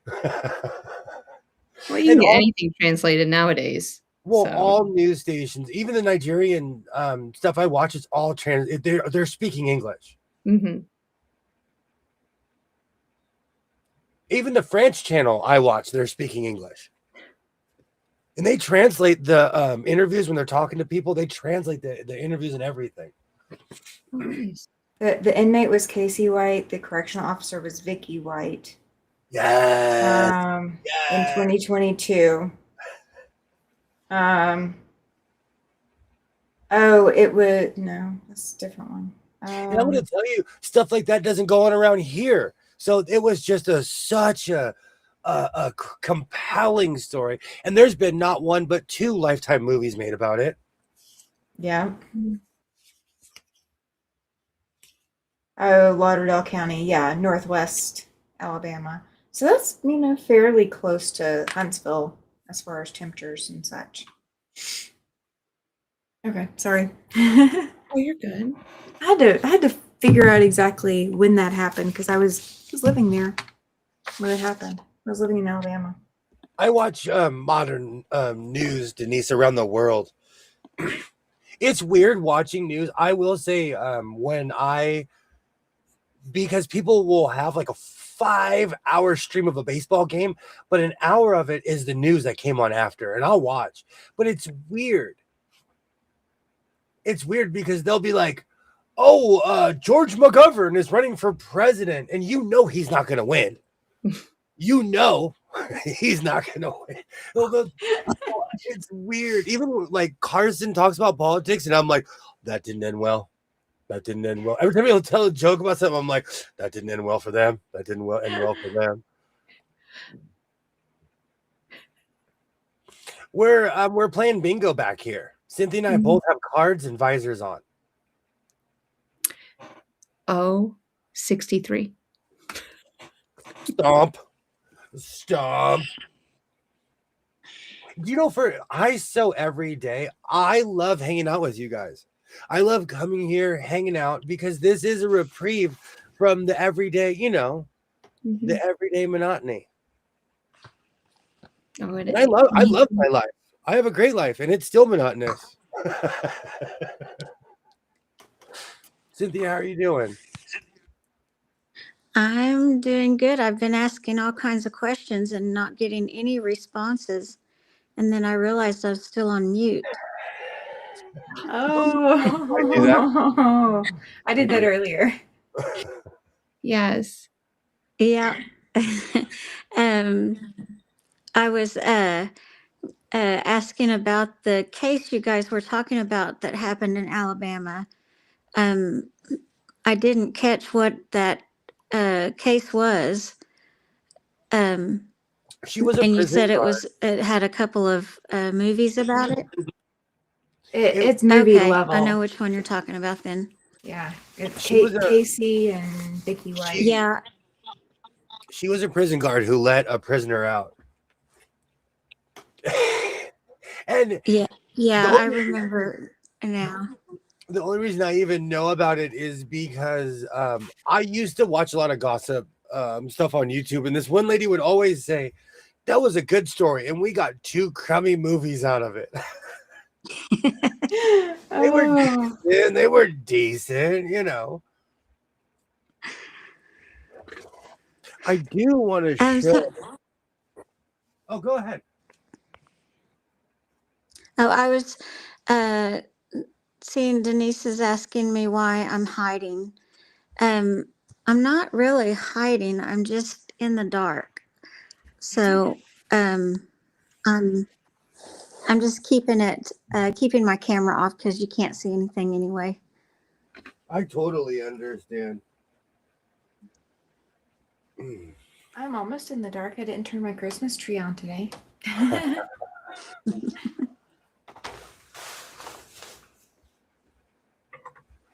This is the lion that I was talking about. I had to search and search for this, but Twinny McTwin made this. I still I did. Yep. Okay, so you need the pink, the orange lion. This is the one where someone walked up to me and they were like, Do you know what you're wearing? Still making that's a highlight of this year. Mm-hmm. I'll Thinking never about forget. what's that? I'll never forget when they touched you. I need to put my patches higher. Yep. And It was fun making those for you. I'm still working on this one. My son asked me today, he was like, why do you have Blue Jays? Why do you have a Blue Jays vest? We're Dodger fans. He's literally turned into me. And I told him 1993 World Series is one of the greatest World Series of all time. And he was just perplexed why I had Blue Jays gear in a house in LA County. After the World Series, he was like, oh, what is this doing in this house? That's hilarious. So, and then there's apparently a mammalian being made from somewhere. Hmm. And did you want, and you wanted the inverted lion? We talked about that too. Please and thank you. Okay. The House of Sewing is eternally grateful to you. And so I have one more question, and then I'll jump. What kind of block do you want on the back of it? Do you want to sit? I can sit here for like 3 hours because I actually know what you're talking about now. I mean, I can't show my quilt, but I'm like, I made 24 of them, like right here, and you could say, oh, second row, third one, but Do it my style. Do like this. I choose you. choose And just you. pick one. Or you can Oh. go eeny, meeny, miny, mo, catch a tiger by his toe. I know which one you should use, Jess. Oh, which one? You need to send me a picture of your wall, and I'll tell you. I'll circle which one. Oh, I have one in my phone already. You know Because I'm I not sent picky. it to Tasha earlier. You know I'm not picky. When it comes to this, I'm not picky. I truly appreciate everything that you make me. It is utter and complete artwork, and I hope that you continue. Thank you for coming to my TED Talk. Eventually, I'm going to get so big for my britches, you'll have to pay for them. Bring it on. Bring it on. I'll come with my $1 bills. Bring it on. Oh my gosh, Get your mind out of the gutter when William! you come back up. Oh my gosh, William! Really? I ain't dancing with blocks. And you're blushing because you know it's true. You know I am. I didn't know this was what color shade Jess. What shade Jess is going to be tonight. Or I wanted to wear a pink shirt. I love my blocks, Denise. And they're slowly disappearing. Full disclaimer, that didn't come out as the way I intended it to, but I like the way that it did, so I'll keep it. It came out just the way he wanted it. Yeah, it did. Oh, come on. I am totally clipping that. Come on. 1 hour and 42 minutes in. Got it. It's in here. Be looking for that tomorrow. I've seen the bundle of ones. Yes. But I don't know if you have enough ones for me. It's back. It's back. The entire almost the same amount where I was last time. It's back. Oh, cool. Now I'll have to come back to LA so we can go spend it. If not more at this point. Oh, Jess is purple right now. I know. She I thought is. about that one too. Yeah, Said, Timmy. I like said that one. Mr. Morals Yeah, I to think the that'd role be perfect. model. Okay, these are our nicknames now. I'm Mr. Morals and you're the role model. What am I? The Oh, I referee? caught that. Oh, I caught that, Denise. I caught that. Oh, that's hilarious. You know, I went to the grocery store. I am now dreaming of all the crazy things I purchased.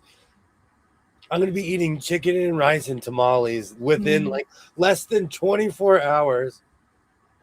Do you know I made lasagna today? Stop. And guess what? It wasn't store-bought either. Oh, Stop. I was trying to show my son how easy it was. We were at the Yes. grocery store, and I told him I'm tired because he's like, "Why are you getting that?" I said, "I'll show you." "Why are you getting this?" "I'll show you." "Why are you getting that?" "I'll show you." And I was like, and when I finally got the last ingredient, I was like, obviously, I have not made enough lasagna in your life that you do not know that we're about to make lasagna. So I showed him how easy it is to make lasagna. He didn't figure it out when you got the ricotta? I got it last. It's literally the last in the. You know, it's funny.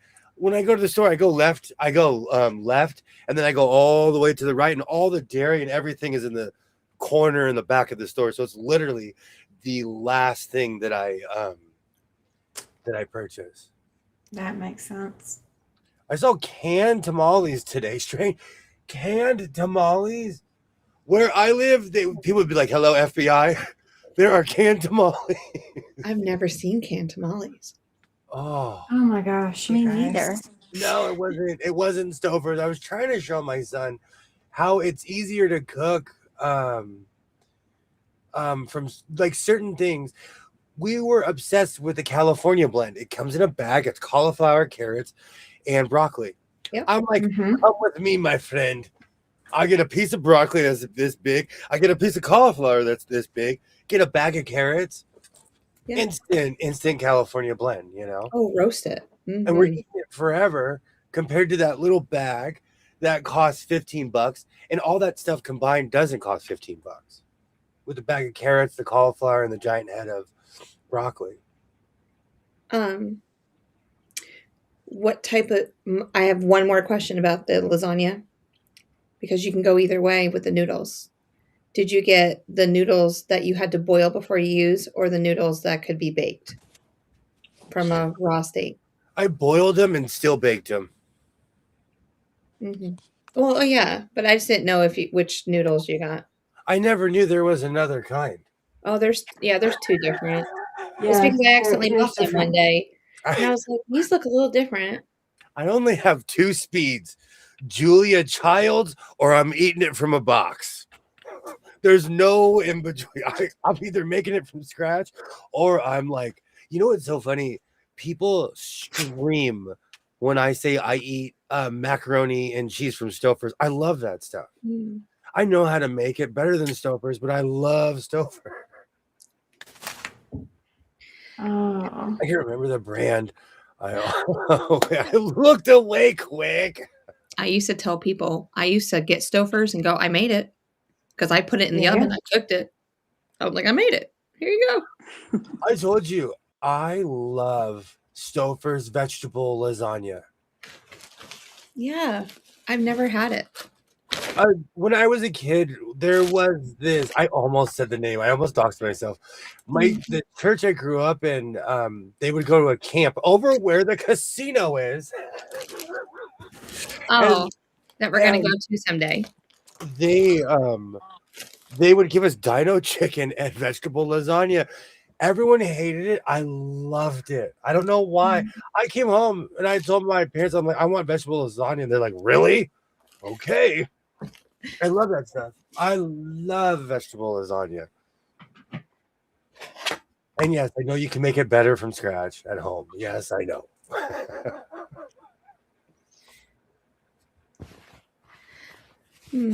I wish that the lions could make a mirror image, but they don't. They'll face different ways. That's okay. Are you sure?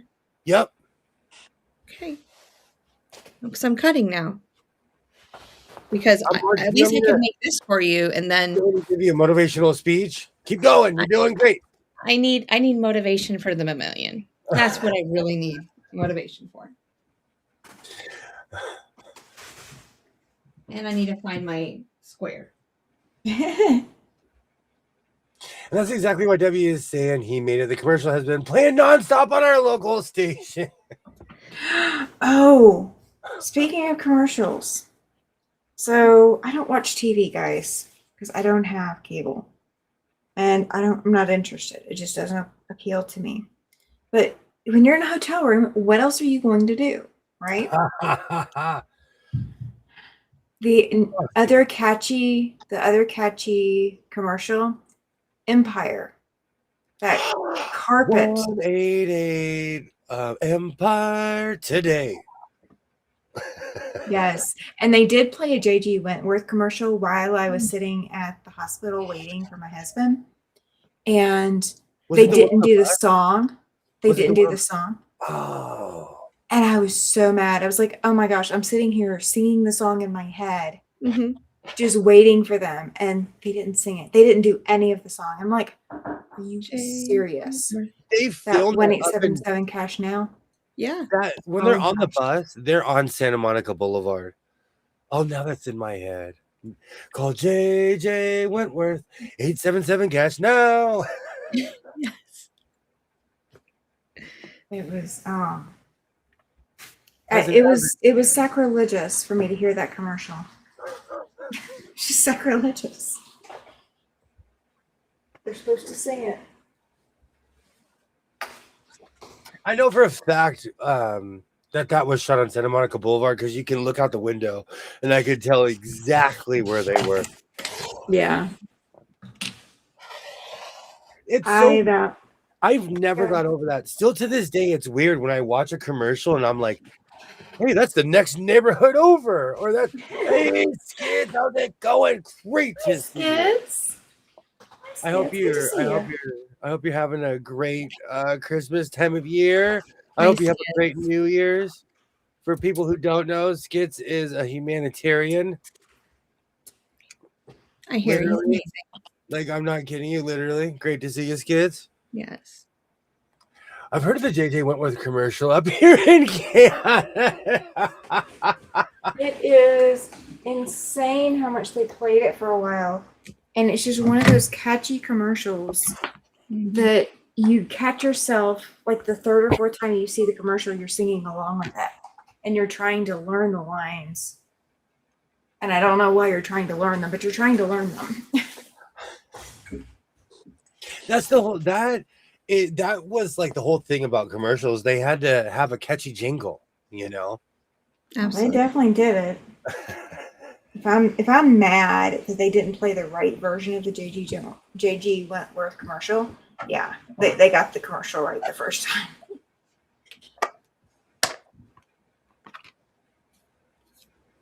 So what did you think about all the robots here? All the what did you think about California?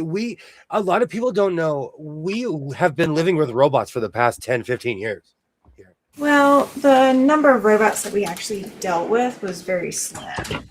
We dealt with a lot of humans, but one of the things that we did when they moved us from the hospital hotel to a regular hotel for the second night that we were there. And the hotel had no microwave or refrigerator in the room. Oh. And but so we went down and they forgot to give us a frozen meal. So we didn't have anything to eat. And so we had to go down. There's a little Japanese place around the corner, like on the next block. And then there's a little grocery store, like it's like a miniature, like if you watch the New York TV shows where everybody goes down to the corner grocery store. We have bodegas like endlessly here. Yeah, that's exactly what this was. It was a bodega. And then, of course, as we're leaving, the taxi driver had picked us up. And I'm looking, and every second or third block, there's a there's a bodega somewhere nearby, and there's also a laundromat. Like every couple of blocks, I'm just going. That makes sense. I guess you always know who's using which laundromat and which bodega. We have so many people here. We need laundromats. And honestly, when I lived even up north, I loved going to the laundromat. It was a social place where I'd hang out and meet people. It was weird. It's not like that here. It's kind of like it is in the Southeast. I mean, if you go to a laundromat, you're going there because your building doesn't have laundry, or your, complex doesn't have laundry, or, you're going there because you have something too big for your laundry. Like it's one or the others, or, if you work in the oil field, you've got greasers, so you don't want to use your own laundry for that. But everybody here, well, no, I won't say everybody. Our best system here is still kind of lacking compared to what you guys have. But to be fair, I still really would never live there. Even for the cool buses. It's one of those things where I've moved away from here 3 different times and I keep on moving back. Well, I mean, I can understand. But my whole thing is the weather. Yeah. I can't live in Alaska. Like my original dream was to live in Alaska. That will never happen. Oh, so the high was 56 and people were in full on coats. Oh, wow. Like it was like negative, 10 here. Like they were full on coats, bundled up, gloves, scarves, like all of that. What's the temperature right now? Right now, it's 54 degrees. Okay, it's 54. I am wearing, hold on, 1, 2, 3, 4, technically 5, 6. I'm wearing 6 layers right now. Goodness. Sitting in this room, and I'm still kind of shivery. I couldn't wear so I brought fleece-lined leggings. That's what I wore out there, and I was burning up when I landed. And I got away with a tank top and my sweater and regular leggings all day on Wednesday. And then on Thursday, I could not even do the fleece-lined leggings again. I was like, no, that's way too hot for here. And of course, when we land here and it's 30 degrees and very, very windy. Yeah. So I needed them here. Yeah.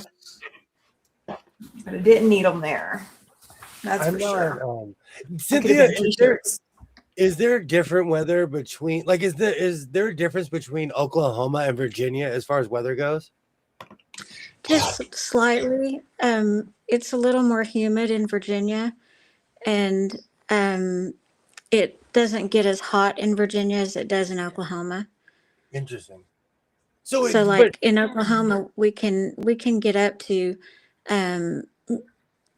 I think the hottest it's been here has been in the like 105.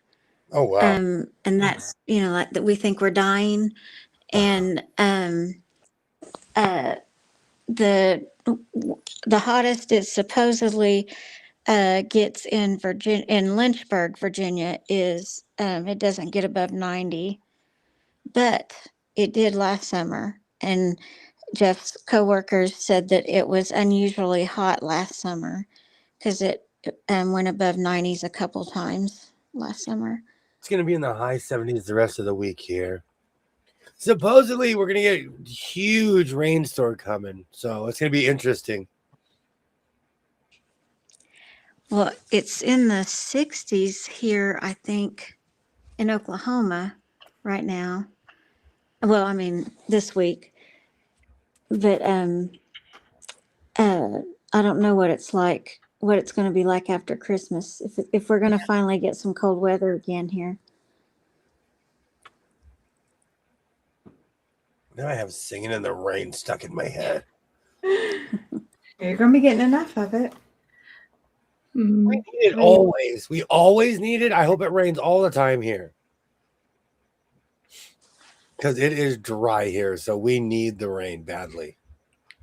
Our high today and tomorrow is 61. And the lowest low it's going to be is going to be 18 coming up on Saturday. Oh. So this is unseasonably warm for us. Interesting. That's what I was thinking. Dry. Yeah. And very dry here too. Last time I was in Colorado, it was the last time I was in Colorado during this time of year, it was below freezing there. It was so cold, and I'd have to take the dogs out to go potty. And oh my gosh, I'd start the car and put the heat on so that we could go sit in the car and warm up for a minute, and then get back out and try to go potty some more. Oh, wow. And then we go sit in the car for a little bit and warm up. It was so cold. I can't imagine. But it's such a different feel, a different kind of cold. It's such a dry, it's a dry cold, so it's just different. Hmm. And it doesn't I don't know if you can say that it doesn't feel as cold. It's just that it's a different kind of cold. I'm like that with the heat. I prefer a dry heat than when it's humid and hot. Oh, humidity. Well, when Sticky. when you talk about the dry heat or dry cold, it doesn't burn. A wet heat or wet Yes. cold is going to burn. Oh, I mean, Yes. it just goes straight through your skin, straight to your bones. Whereas the dry Yes. does not do that. So I needed the dry, and that's why we moved out here.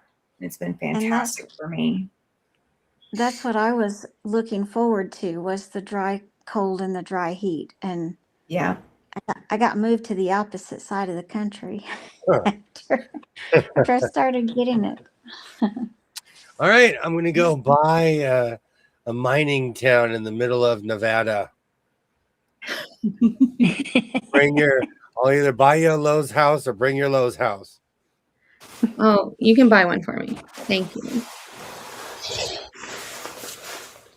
I need to go take another look. There's a video of a guy who walks in, because I used to obsessively watch videos about people that built modular homes. Yeah. I knew someone that built a modular mansion, and still to this day I'm impressed. He put, I think it was 6 different pods on his property. It was huge. His hall, you could play catch in his hallway. Oh wow. The rooms were basically half of the pods. Like, they were huge. And it inspired me. I was like, I could build one of those. Mm-hmm. But then I got introduced to the Lowe's houses. And it's just so much easier. They just the guys They just drop it off. drop it off. Yeah. Where do you want it? They'll even put it on everything it needs to be on. Yeah. Daryl Evans is the best dressed man in hockey. He is the best dressed man in hockey.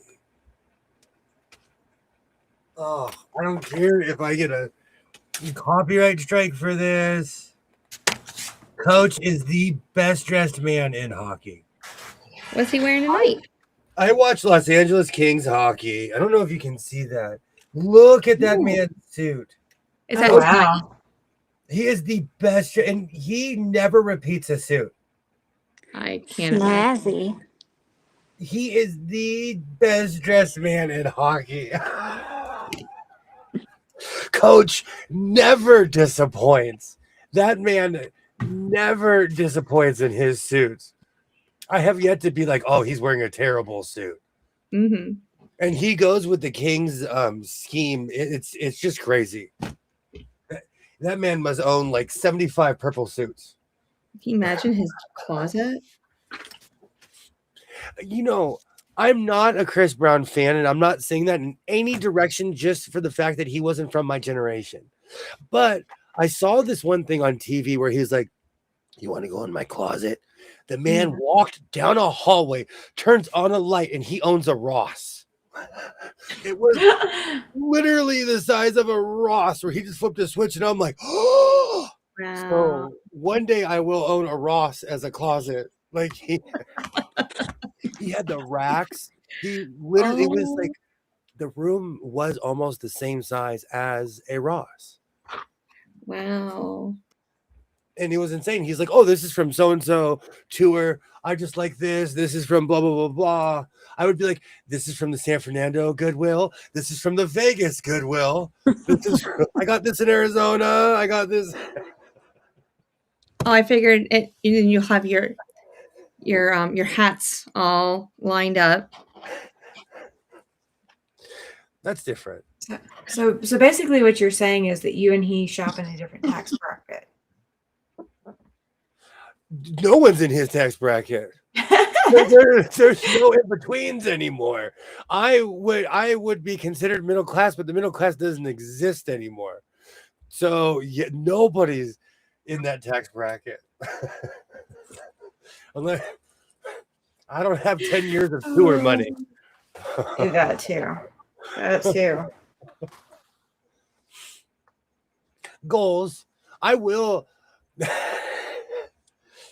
live in a warehouse one day like MacGyver season 6 and season 1.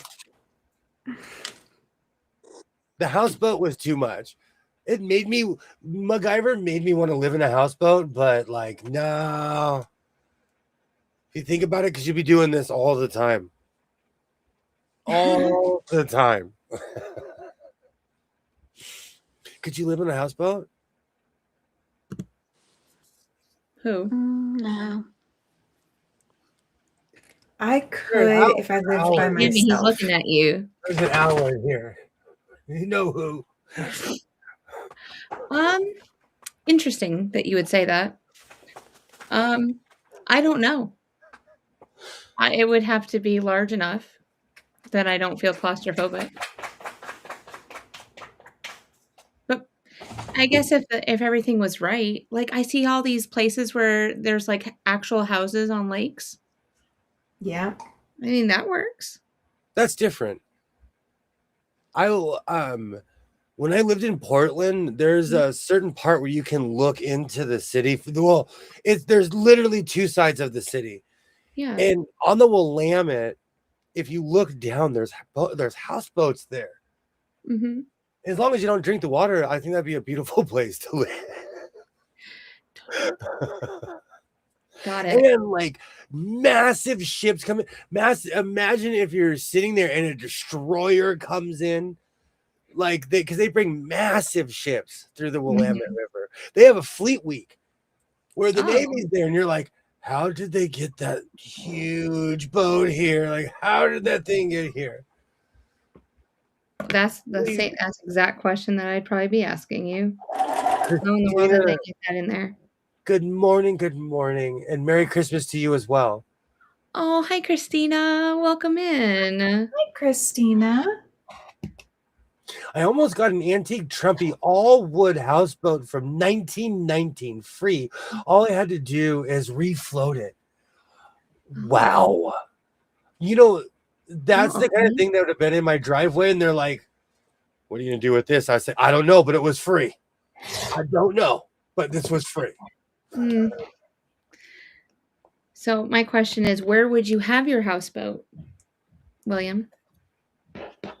It would have to be somewhere where it's non-choppy waters. Yeah. Because so like my cruise life proved to me that like I'm good while cruising. On the way home, I'm like this. Oh man, not again. Not again. Imagine having to drive 10 hours though after finishing your cruise. I couldn't do it. Yeah. Long Beach is at most 2 hours from my house, and that's with traffic. Long Beach, the funny thing is, Long Beach isn't that far, but it's the traffic that makes it. I'm not kidding you. I can get to Vegas in 3.5 to 4 hours. It's almost the same time to get to Long Beach because of the traffic. Yeah. When I met up with Pam in Waternay, it took me basically 3 hours to get home. I could have been out in the middle of the desert from my house. And if I started heading east, I would be out in the middle of nowhere. Thank you so much for hanging out. Thank you so much. And that's the thing no one ever tells you about living in LA or Orange County. It's not the distance, it's the traffic. That was the other thing too. Leaving to go back to the airport. It took us probably, I want to say an hour to get to the airport, if not a little bit longer. But it only took us like 30 minutes to get from the airport. Yeah. originally because of the time of day Exactly. and the direction we were going. When I go to the quilts, that one thrift store where I've been buying all these quilts lately, I bought the gold quilt there, all these crazy places. It takes me I don't know, 10 minutes to get there on the freeway.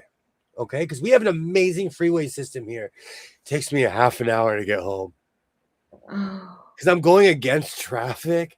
That's why every time I go, I tell my son, get in the car. We're going to go eat Chinese food. We're going to make it a trip because we're sitting in the car for a good 45 minutes on the way home. And I can see my house. I hate to sound like Sarah Palin, but I can literally see my house from where I'm sitting. And I'm like, I live right there. Can I just get out and walk? You know, the worst thing is when Nope. you can see your apartment and you get pulled over oh no. walking distance to your apartment. It happened in college. But I got pulled over walking distance to my apartment. That's a weird statistic that has never changed. You are more likely to get pulled over in your own neighborhood than anywhere else. That is a weird statistic that has never changed. That's probably because you're more likely to speed closer to home because you're used to the area. Hey, people have to go use the restroom. And I did that day. That was part of the reason I was going over the speed That's limit. always that's my go-to, y'all. I had to go use the restroom. You know what? I got chippy with ice because they were driving slow through my neighborhood, and I was like, I have to pay.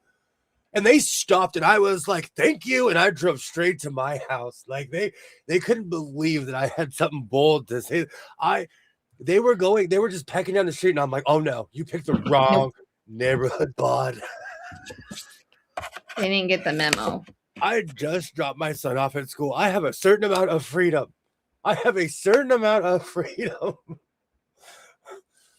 And because of my coffee consumption, I always have to, visit the little sewist room. I started calling it like that at school, and my team teacher, she laughs at me. I was like, oh, I got to go use the sewist room.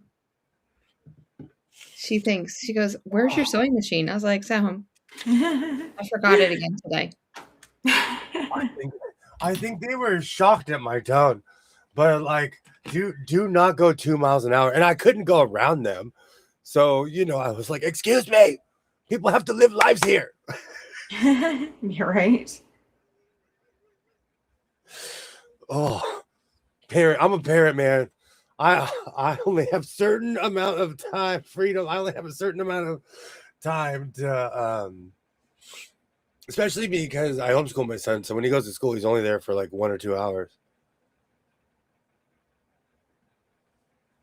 So I'm doing all the stuff I'm going to every store. I'm running in the Goodwill. I run to the electronics section. Okay, nothing here. I run over to the coats. Okay, nothing here. Then I run out. Oh. No black t-shirt? Okay. Like, I know you're No, in 2025, I have seriously stopped buying black t-shirts. Unless I have the intention to wear them all the time, I've stopped buying them because I can't remember. It was probably years ago. I gave away 700. I've probably repurchased 700. So I'm going to have to purge again. When I was doing the tubs, I was almost embarrassed. I was like, okay, I'm not going to count. I'm not going to count how much I have. understandable. Yes. So now it's time to. That's one purge I will do. I will purge my closet. I'm gonna go somewhere else. I'm gonna go drop them off in Utah, so I don't see the people wearing my stuff. Oh yeah, that would probably be best.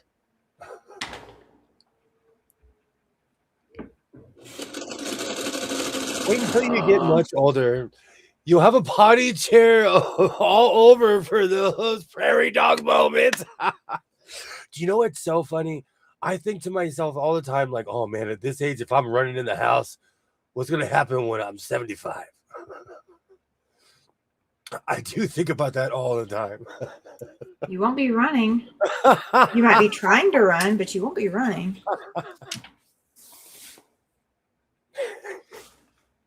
My grandma walked 2 miles a day up until she was like in her 90s. But she walked. She didn't run. They were famous. My grandparents were old school Jacqueline Lane. Like, they were obsessed with health. They were obsessed with healthy living before it was, I guess, no, but it was a fad back then too. Yeah. You know, but they had tracksuits. And yes, they were matching.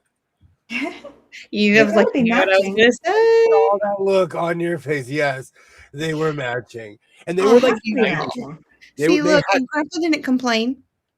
They had one that was like blue and fuchsia pink. It was total 90s. They had, then of course they had, but they had the old school Adidas ones. They looked tough. They had the old sweatpants. Oh yeah. No, they didn't, like, I guess. They were famous. And I would like, when I would take the back way to junior high, I would see them walking. They were like famous in my town for being healthy. Good. Because they were the only people who didn't smoke. I grew up in a world where the squirrels smoking, the dogs like, I'm a 3-pack a day smoker. Everybody smoked, and my grandparents didn't. So it was great being in that world. Yeah. Well, I still remember my basketball warm-up jersey was like a windbreaker, and we used to have to wear them at school on home games, or was it on home games, because we had to dress up when we had away games, and you can just hear all 12 of us just going down the hall, swish, swish, swish, swish. I have a windbreaker in here right now. And to any family member that sees this, yes, this is from the original collection. Oh, I can hear it. Oh, yeah. This, I remember this when I was a little kid. Oh, yeah. I was obsessed with the Chicago Bulls, so I would buy anything that had Michael Jordan colors. Because let's be real, I was rooting for Michael Jordan. Michael Jordan, Scottie Pippen, all those guys. I could literally name every player on every team because I'm a geek. But this is the last. This is authentic, and you can see how wrinkled it's become over the years. Mm-hmm. But this thing has got to be at least 30-something years old. Don't wear it. It's a relic. Yikes, it really is. This is the kind of stuff where I go to my mom's house and I'm like, hey, can I have this? She's like, whatever. It's been in there forever. And I'm like, I'm going to sell it on eBay for like $500. I know. Just imagine the price point on those. But I know the original owner. I was there when that was purchased, and I was like this tall. Well, yeah. I was like this tall. Like around. I was somewhere between here and here. Somewhere. Well, it depends on the hair. I was looking up at people when it was purchased. I'm trying to think. I don't have I used to have a lot more vintage clothing. I'm trying to think it because my parents never got rid of anything. I had a Notre Dame jersey that my hamster ate.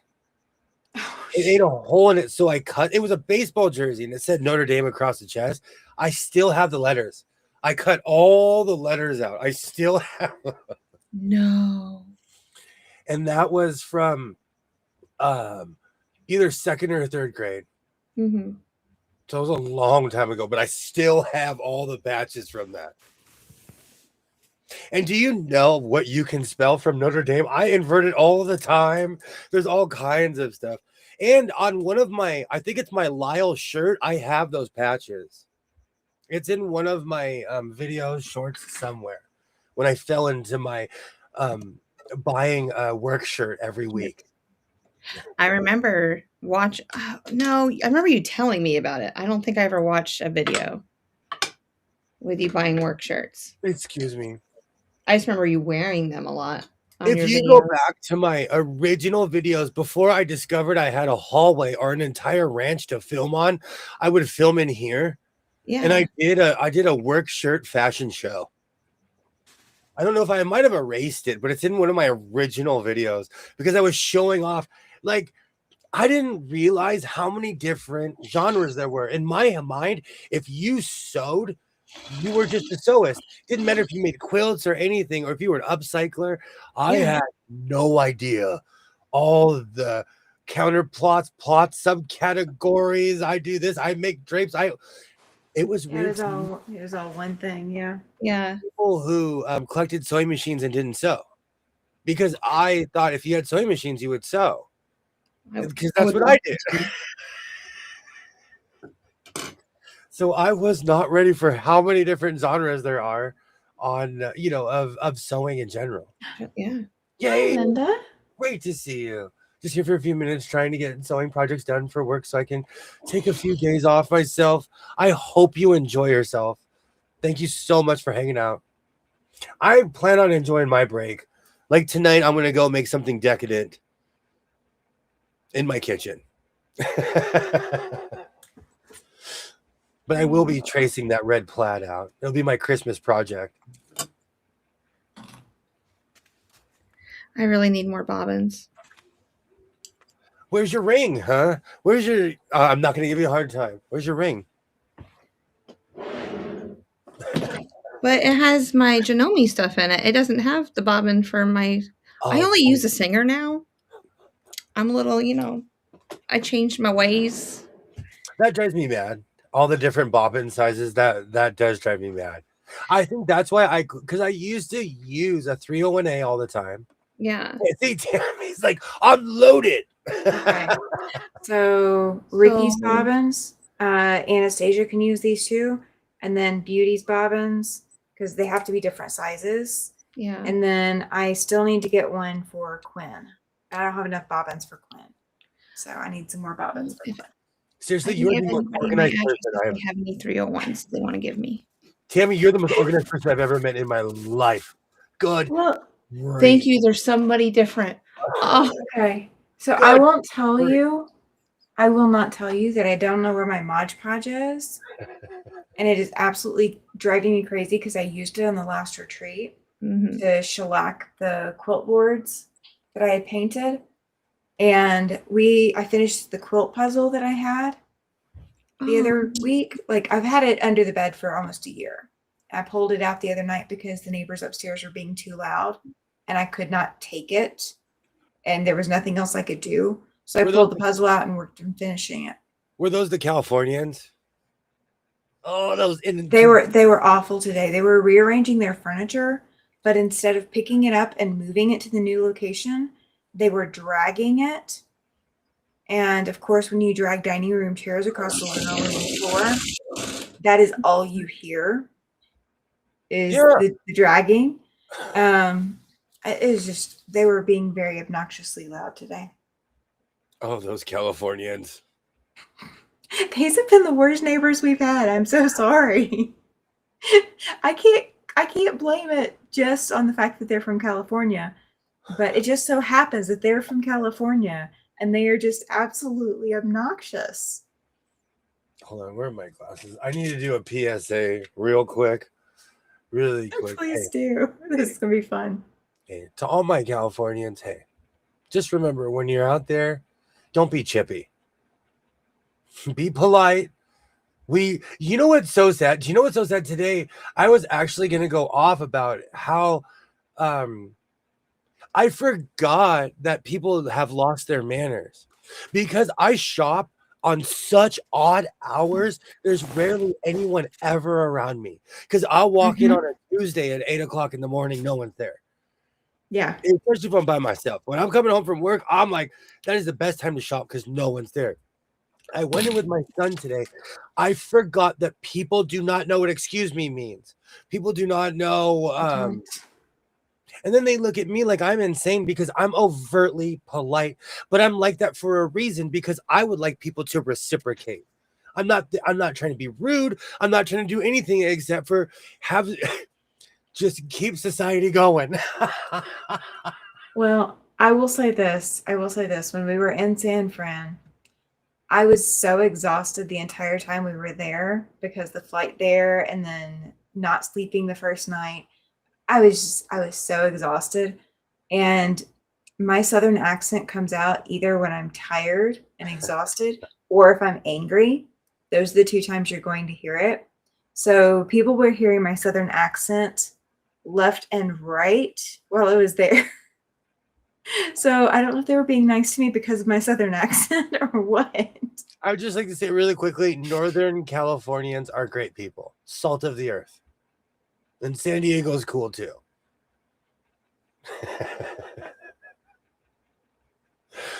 Monterey and San Fran. I told you it was a dream of mine to live in San Francisco. I wanted to either live in the Full House or in a Victorian house. And I have never reached tech billionaire status. He was the cabbie on the way in, taxi driver on the way in, was showing the houses to us as we were driving in, and he was pointing at them. He's like, "Oh, this neighborhood is like 1.5 million at a minimum," and he's showing us 2-bedroom houses that are like shoebox houses with no yard. Oh, excuse me, my house, 3-bedroom, decent side yard and backyard. They start at 1 million in my neighborhood. And these are smaller than your house. The guy who has the national park backyard, because I live on a cul-de-sac, and his backyard goes like this. So you could play football in his backyard. I think it sold for like 1.6 or something insane. These houses are tiny compared to that. These are the shoebox houses. So you know the streets in the videos or whatever, we were going up the street and the houses, you've got the garage underneath, the 1-car garage, maybe being able to park 1 car in the driveway. And then you've got the balcony over that. You've got the front door on the same level, but all the houses are like right next to each other. So your garage touches your neighbor's garage and your front door touches your other neighbor's front door. Like that kind of house. And it's like 1.5 million. And the backyards are not that much big, that they're not even as big as your floor plan. So yeah, they're tiny places, and those are 1.5.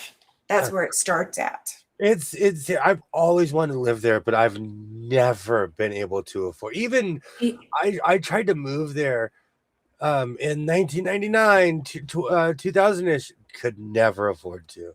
He said he was renting out. He owns a house and he's renting that out and living in a different house because that and driving taxi and working at Target is the only way he's making ends meet. So the rental, he'd be a millionaire. And if he lived anywhere else, he'd be a literal millionaire. He would. And he's renting his house out for like $3,600, and that's below market average. He said, market average for that would be $4,100 at least per month. I'm like, that is more than we have income coming in every month. People pay that much for rent around here. They're paying it in San Fran. Oh man, it's nuts around here. We have nicknames for our neighbors: the mayor, the pot growing nudist, the tree trapper, the hooker. Oh, I love it. If I give my husband that idea, I don't know what kind of nicknames he'll come up with for our neighbors. I'm kind of scared as to what he would come up with. We have, I guess it's funny. We do have names for each other around here.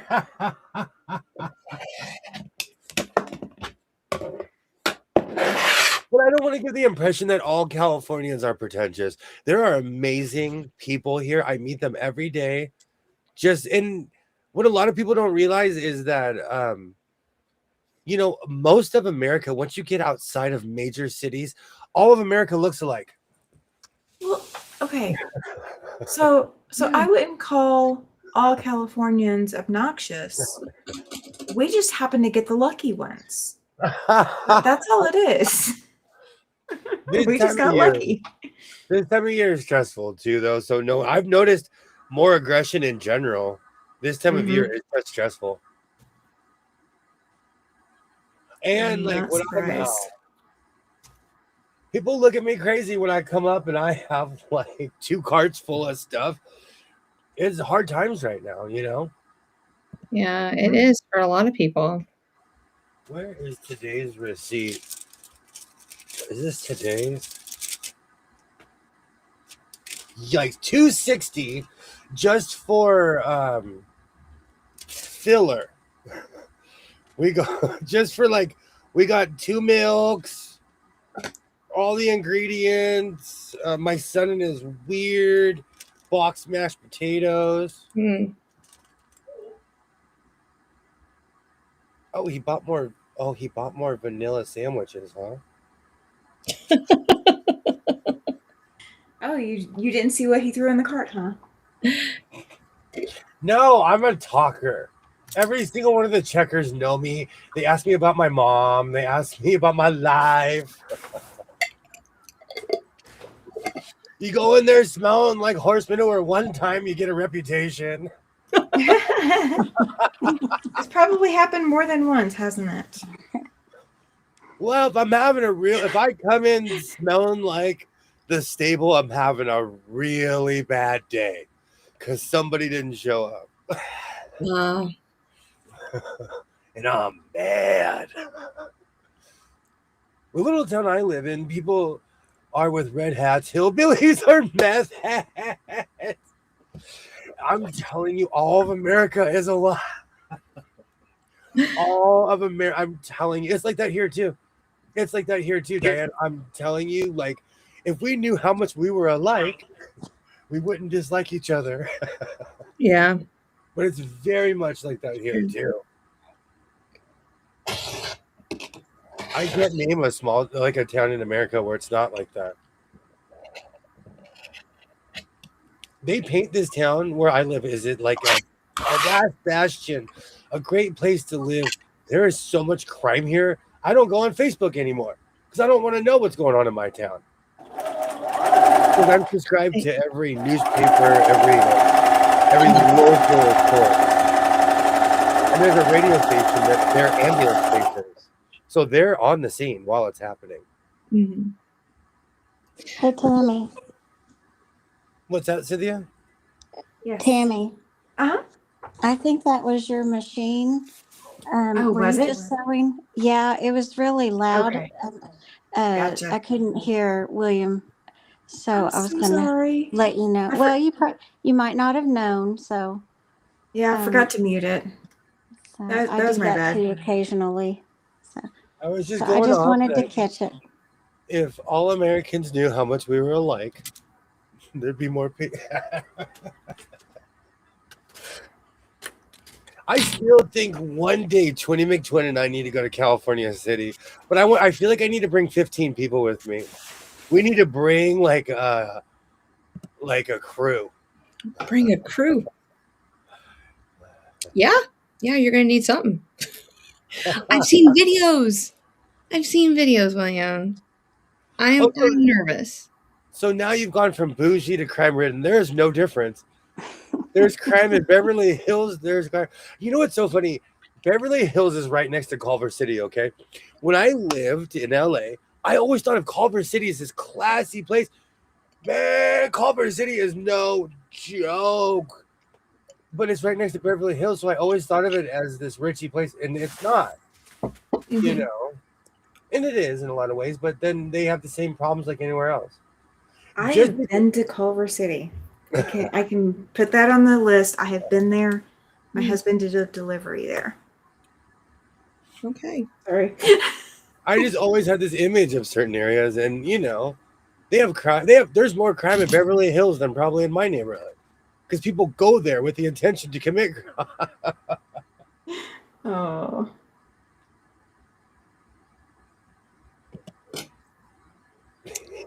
Hell.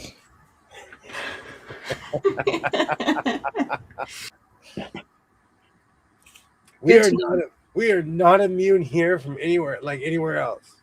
No. I don't think anybody is, personally. Yeah. That's why I'm gonna move so far out in the desert that they have to name the street after me. Oh yeah, I live off of William Post Road. Where the Joshua trees are. It's the only So- Joshua trees so- in the whole area. I need a night hat. I need a Sir Joshua outfit so I can combat this utter and complete hatred that you have for the most beautiful tree that has ever. You know, Joshua trees are pre-human. They're so old. Pre-human. There Yeah. was.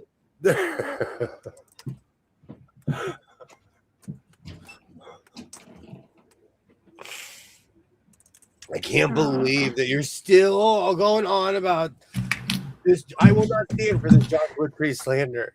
I will never forget the day I was driving through the desert and Twin McTwin was like, "That's a Joshua tree?" So she couldn't even hide how unimpressed she was. And I instantly got defensive and was like, "Yeah, they're beautiful." Oh man, if we do go to Joshua Tree National Park, they're gonna have our pick. The ranger's gonna be like, "We've been waiting for you two. You were flagged on YouTube for saying the word Joshua Tree 7,000 times." Well, I'm gonna have my a sweatshirt with a Joshua tree on it. If I wasn't So a show it with pride. Look, come on, let's the Joshua Tree Preservation Society. I am president. Yes, I live in North Carolina, but it's okay. But look how beautiful this shirt is. Those things were dinosaurs were walking past. I know. I know. My Brontosaurus. yeah. Where's my nose? Oh. Your back patch is looking pretty good, by the way. That Thank does you. look good.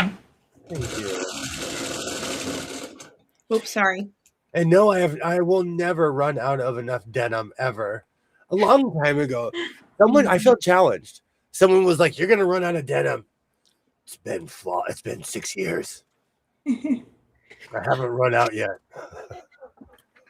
So, Denise, their kids are still awake right now. It's 11:30 at night. One of them both of them are 5 years old and younger. I think one of them might be close to 5. The other is baby toddler. Yeah. Yeah. In the toddler's defense, they don't keep hours. They're like your drunk uncle. They wake up when they feel like. But it's everybody else that I hear. When they first moved in, the toddler screamed for about 72 hours straight. Like literally, that child screamed. It was all day, all night. That child was screaming, and the parents would be yelling at each other. It wasn't just, hey, can you take him? Or, hey, we need to, do something to get him to quiet down. It was, they're yelling at each other about whatever they want to yell about. Oh my gosh, if I ever lived in the same building with something like that, I would walk up and be like, "Hi, nice to meet you. These walls are really thin." Oh no, the apartment complex will actually fine us if we try to handle noise complaints on our own. Stop. Because they've had issues before. So we're not allowed to go handle it ourselves. We have to contact the apartment complex for them to handle it, which means they'll handle it during business hours, Monday through Friday. And they're neighbors, but they are by far the loudest people that we have ever had to share a building with. And we just don't understand why they are so loud when nobody else has ever been this loud. I mean, we've had upstairs neighbors before here in this building, but nobody as loud as these people. It's like they have no understanding. But I mean, they even wrote us a letter of, hey, we understand that we're loud, but they still haven't changed anything of what they're doing. So Background. play in the background a traveling train when it whistles blowing once in a while. That's what you need. Yeah. You need an old school air horn like you were watching the Seattle Supersonics. See, if I gave that to my husband, he would forget to warn me that he was going to do the air horn because I can't handle the volume of an air horn. He'd forget to warn me, and he'd just blow it whenever he got mad. I jump at pyrotechnics and I know they're coming, and I still jump. I don't jump at them. So I get it though. Yeah, true. Denise says then I would become the nuisance for someone to complain about. Yeah, I mean, true. I mean, and none of our other neighbors, I mean, we hear them, but nobody else is ever as loud as these people. I mean, they've taken it like they've taken, oh, you had noisy neighbors before. Let's take it up a notch. Like, I don't know, but they are loud. So if I don't mute when they're being especially loud, you guys will hear them over the stream. That loud? Yeah. People have commented during my lives about hearing them. I had 2 neighbors that lived behind me, and they would wait for their kids to go to sleep, and they would go in the backyard and fight. They don't even do that. They fight during the day. They fight at night. We put our TV on a low enough setting so our downstairs neighbor isn't annoyed by our TV, but then it's never loud enough to drown out our upstairs neighbor. And then of course I'm in the living room area, so they're always coming through and backing around this whole area above me. And then the kids' room is where our master bedroom is. Mm-hmm. And I think the 5-year-old or whatever the older kid is, he uses the floor as a trampoline. So he's bouncing on the floor, stomping, dancing, whatever, all hours. I mean, he was up till 10:30 last night. Of course, it's 11:30 and I've already heard the kids still. So I don't know what the deal is. I don't know what their schedule is. If you have AFib, a train horn will put your heart back in rhythm. Okay. That's true. So I'm going to tell you from personal experience, as someone who has a train horn on their truck, train horns start fights. They do. They do. Yeah. I miss my pops just because we had fun. But I used to have a train horn in a truck, and the 3rd time someone threw a Slurpee at him, because he was always in the passenger seat with the window down. We pull up to the job. He's like, pop the hood. And he pulled out a knife and he cut the train horn. Poor Pops. Because that train is spacious. And the truck is spacious. Mm-hmm. The cab, man, you can hang out in there while you're driving. I literally drive like this with that thing. And so, you could really relax in that thing. It's got captain seats on both sides with double arms. And he got clobbered 3 different times with Slurpees. And they weren't small ones. Someone they were $2 back then. But, oh, yeah. And then there was one time I honked at someone with my train horn. I went in the Goodwill, and someone dumped an entire Jack in the Box order and rubbed it all over my car. Oh, gosh. No.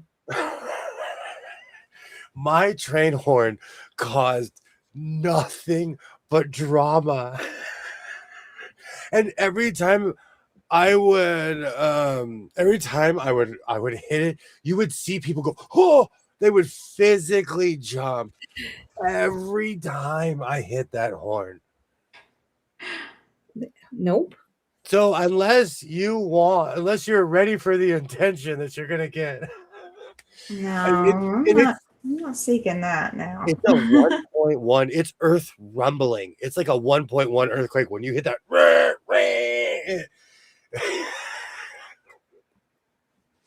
I own a train horn. Those things are no joke. You just gotta plug it back in. Rewire it. You know, it's funny. I fixed the wires and everything, and I still haven't plugged it back in. Yeah. Because, to be fair, it caused drama. It did. Yeah. Just a little bit. Just a little bit. You're laughing way too hard at that one now. So I wouldn't recommend getting a train horn. And to those people who burn coal in their trucks, can I ask you an honest question? Why? Why? It's because you don't like people. When they have the big mufflers on the side and it shoots out black smoke, that's literally coal Mhm. Oh, that is don't shooting do out. that around me again. You know who you are, people in North Carolina. Those big old exhaust things that come up from the back of your truck. I know who you are. Now that I know this coal. It's coal. No, it's Did you literally like my coal. southern accent? That was really good. That was very good. We have a train horn on our truck. We tow a 40-foot fifth wheel. Morons love to pull. Yup, pull out in front of the line. No, that's one of the reasons I got rid of my trailer, Diane, because my truck's 25 feet long and we had a 35-foot trailer. Mm. And like people, in my state, you can only go 55. So I'm poking along and people come in front of me and I got to brake all fast. I don't miss that. Mm-mm. No, thank you. I'll get a Yeah, mini. It just wasn't fun anymore. It says the guy who literally searches for mini campers. Girl, how do you remember this Oh. stuff? We don't even talk about it. That's funny. Yes. What? The mini camper. Who said that? I'm still hunting for one. Oh, I thought somebody said that. I was like, No, I did. I who did. remembers that? Oh my word. Because that's a dream I'm not letting go of. No, I When know I, you're when I was a kid, I had a neighbor who had one of those pop-up tent trailers. yeah. It was flat and you'd pop it up and it was a tent. I was obsessed with mini trailers because of that. Yeah. My grandpa had one. Those things are cool. My cousin was giving one away for free, and I was like, I went to the foreman and I was like, be honest with me. And I showed it to him. He was like, no. Because he knew it would be it would just be hanging out at the ranch. Yeah. He was like, please do not buy another vehicle, please. Not today, Captain. Not today. No, but I needed someone to tell me no. Yeah. After I just got rid of a trailer, I'm going to go buy another one. But then I see all these cool ones, like these little mini ones. Oh, they're going to pop up on my feed because I'm talking about it. Yes. I was going to say you're inviting. I just want something to sleep in when I buy that giant bolt of fabric so I can sleep with my fabric on vacation. Oh. So you're going to drop me off for glamping and then you're going to go sleep in the camper. I have white canvas. If you want to hang out with a raccoon, we can go glamping in my backyard. I'll put a chef hat on. I'll make you food like it's Benihana in front of you. But like, we'll be hanging out with a raccoon and the skunk. Mm. And I have miles of white canvas. We can go glamping right now. You can get your own room. Well, you know when I'll be there, so make it happen. Thanks. Those guys in Montana have made a mint off of glamping. And they live in bear country, and people still go out there and do it. Yeah, there's bear, there's moose, there's elk, all of that. You wake up and there's some nosy moose. Hey, what you doing? I am 9 feet tall. What you doing? I'm the size of a Cadillac. What are you doing? Yeah, you don't upset one of those things. Cynthia, would you ever go glamping? As long as it had hard walls around me. It's white canvas. They literally use fancy my mom was obsessed with the housewives when she was going through chemo, and I hung out with my mom for almost 2 years watching TV. And Montana they have this one place where they bring all the housewives, and every time my mom would be like, "Don't say it," because I would be like, "I could do that." She'd be like, "Don't say it." It's literally just like they wash the canvas to make it all pretty, but it's literally just a giant tent with a furnace in the middle. With a nice bed, too. Not like some cot. No, a real bed. A real bed. And like a light. It looks beautiful. You got to make it look like, you got to make it look dreamy. It does, but bears can still get in there. I would do it if I had my sewing machine. I told you about my aversion to bears. There's no bears. They're lying to you. I have a healthy. Let's go ahead, Cynthia. We had a family reunion out at what's it called, the YMCA campgrounds in Estes Park. Oh, I forgot what it was called, but it was they have cabins and it kind of reminded me of like the campground in Dirty Dancing, where it had, activities and things, for the people. It was like that. It's called the YMCA of the Rockies. That's what it is. And I did not sleep good because it was in the summer, late summer. They don't have air conditioning in the cabins, and so we had to sleep with our windows open and a fan running to cool it down at night. And I did not sleep hardly any because I was scared a bear was going to come and tear the screens open and get in and get me the whole time.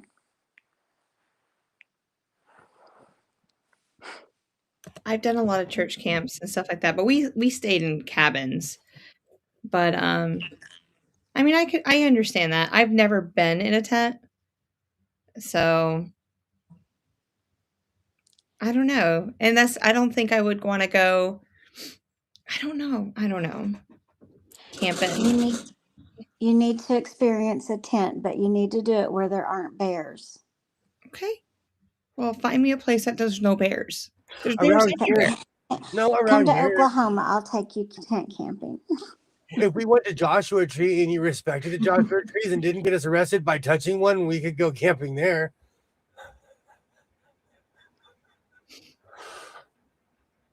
Is there any wildlife that goes in there? Do you know how many YouTube videos people would make? I knew they were criminals. Today, 2 YouTubers were arrested for touching a Joshua tree. You are hilarious. All right. I dare you to bring me to Joshua National Forest. I dare you. You don't have to threaten me with a great time. I love that place. Just where you can see the stars. Oh, see, that's what you want to do too. Walkways. They have walkways where the trees have flopped over and you can't touch them. How far away is it from your house? Let's ask the A word. Okay.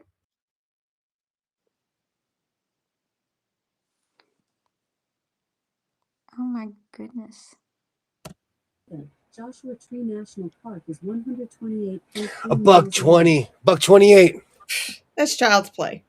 $1.28 from my house. I do it in a day.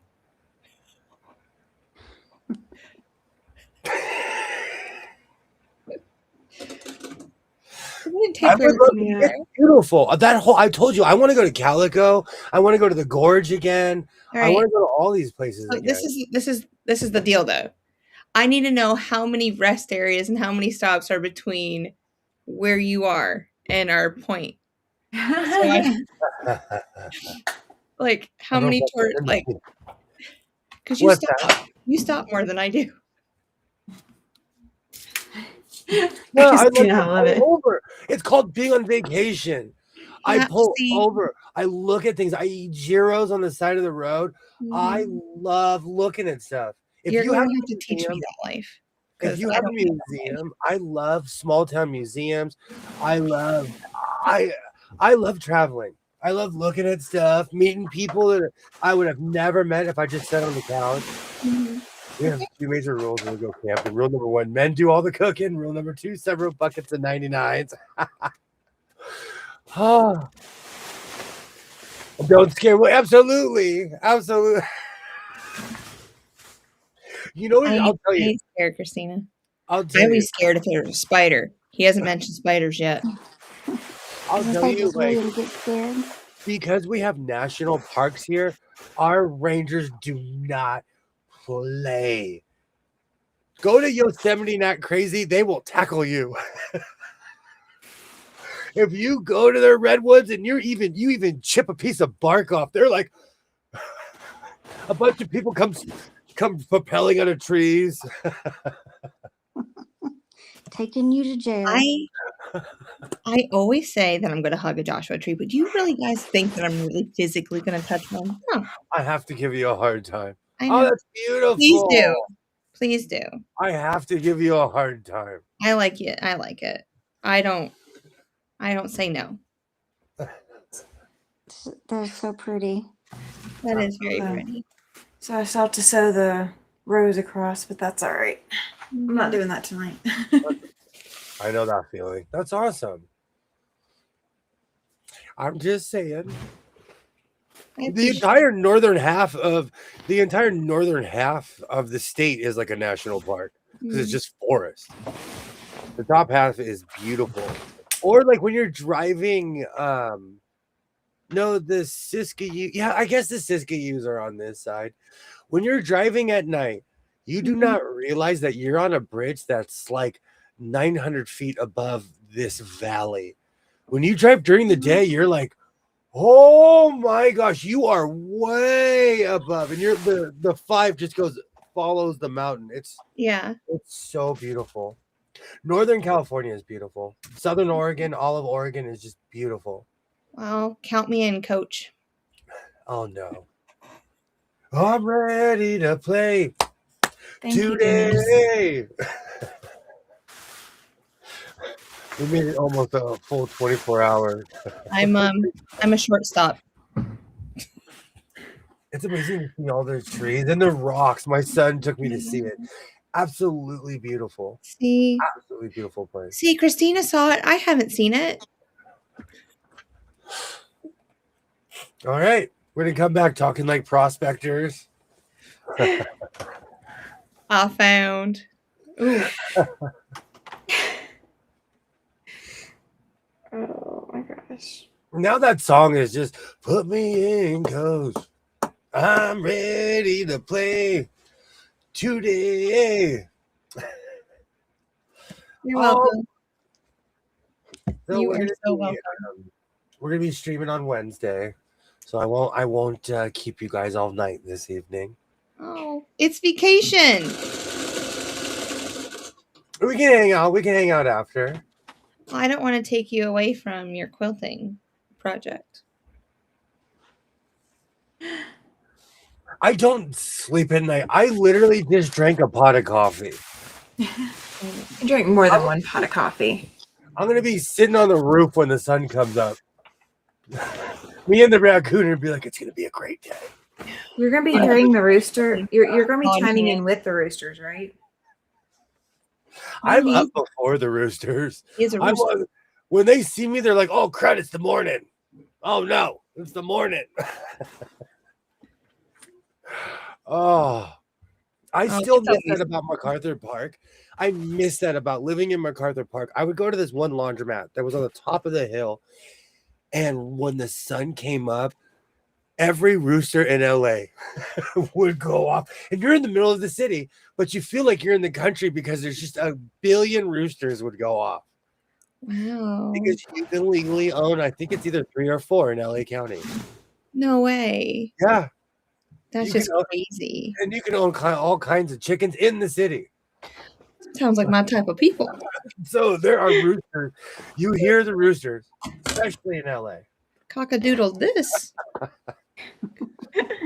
Oh my goodness. You know me and my chickens. I love me a chicken. I can't wait to have silkies again. Oh. Yes. Let me flip the fluffy butt counter back to 0. Okay. You're not messing. It's coming. Fluffy butt season's on its way. Cynthia, thank you so much for joining this evening. Thanks for letting me invade. You are always welcome to hang out. Hey, we're Vikings. I need someone to help me invade stuff. So you're more than welcome. We need to make her an AI Viking person. Stop pushing your AI on every. I'm kidding. No, you're good. Run, Cynthia, run. You're gonna have giant muscles. Your hair's gonna be all braided. It's gonna be a beautiful headpiece. Great. Oh, just make me pretty. Of course. I would never do anything of it. Tammy, thank you so much for joining. Thank you for having me. I'm glad I was able to be here. Twinny make twin from those planets. Thank you so much with your Joshua tree. Thank you. And I'll have a new back patch waiting for him in just a couple minutes. I was really trying to get it done before the stream, but It's all right. I'm saving all of this for Christmas Eve. I'm just prepare yourself. I'm saving up all my Christmas spirit for Christmas Eve. So prepare yourself. You got that, girls? We ready? Bells will be ringing. Are you gonna make a Christmas outfit? Are you gonna be Santa Claus? Maybe a few. I'm sewing Claus. There you go. I have no comment. Where I go around and fill everyone's bobbins. And there you go. Think of that as you will. That's what I was gonna say. I was like, take that however you like, ladies. Really think about it. If you really think of the lore of Santa, someone coming in your house, where I'm from, that's called B&E. Even if they're leaving stuff off, Exactly. Just say it. I'm just saying. Just saying. I hope everybody has a great week. I will see you in the chats, and I'll also see you on Wednesday. Anyone who watched this in the future, I thank you. Like, for real, I say thank you. You guys are absolutely amazing. We'll be back at it on Wednesday. I will have some sort of quilty creation within the next couple of days. You guys are absolutely amazing. I will see you guys next time. Like I always say, reinforce your seams, be yourself, and I will definitely see you next time. Have a great night, everybody. Bye.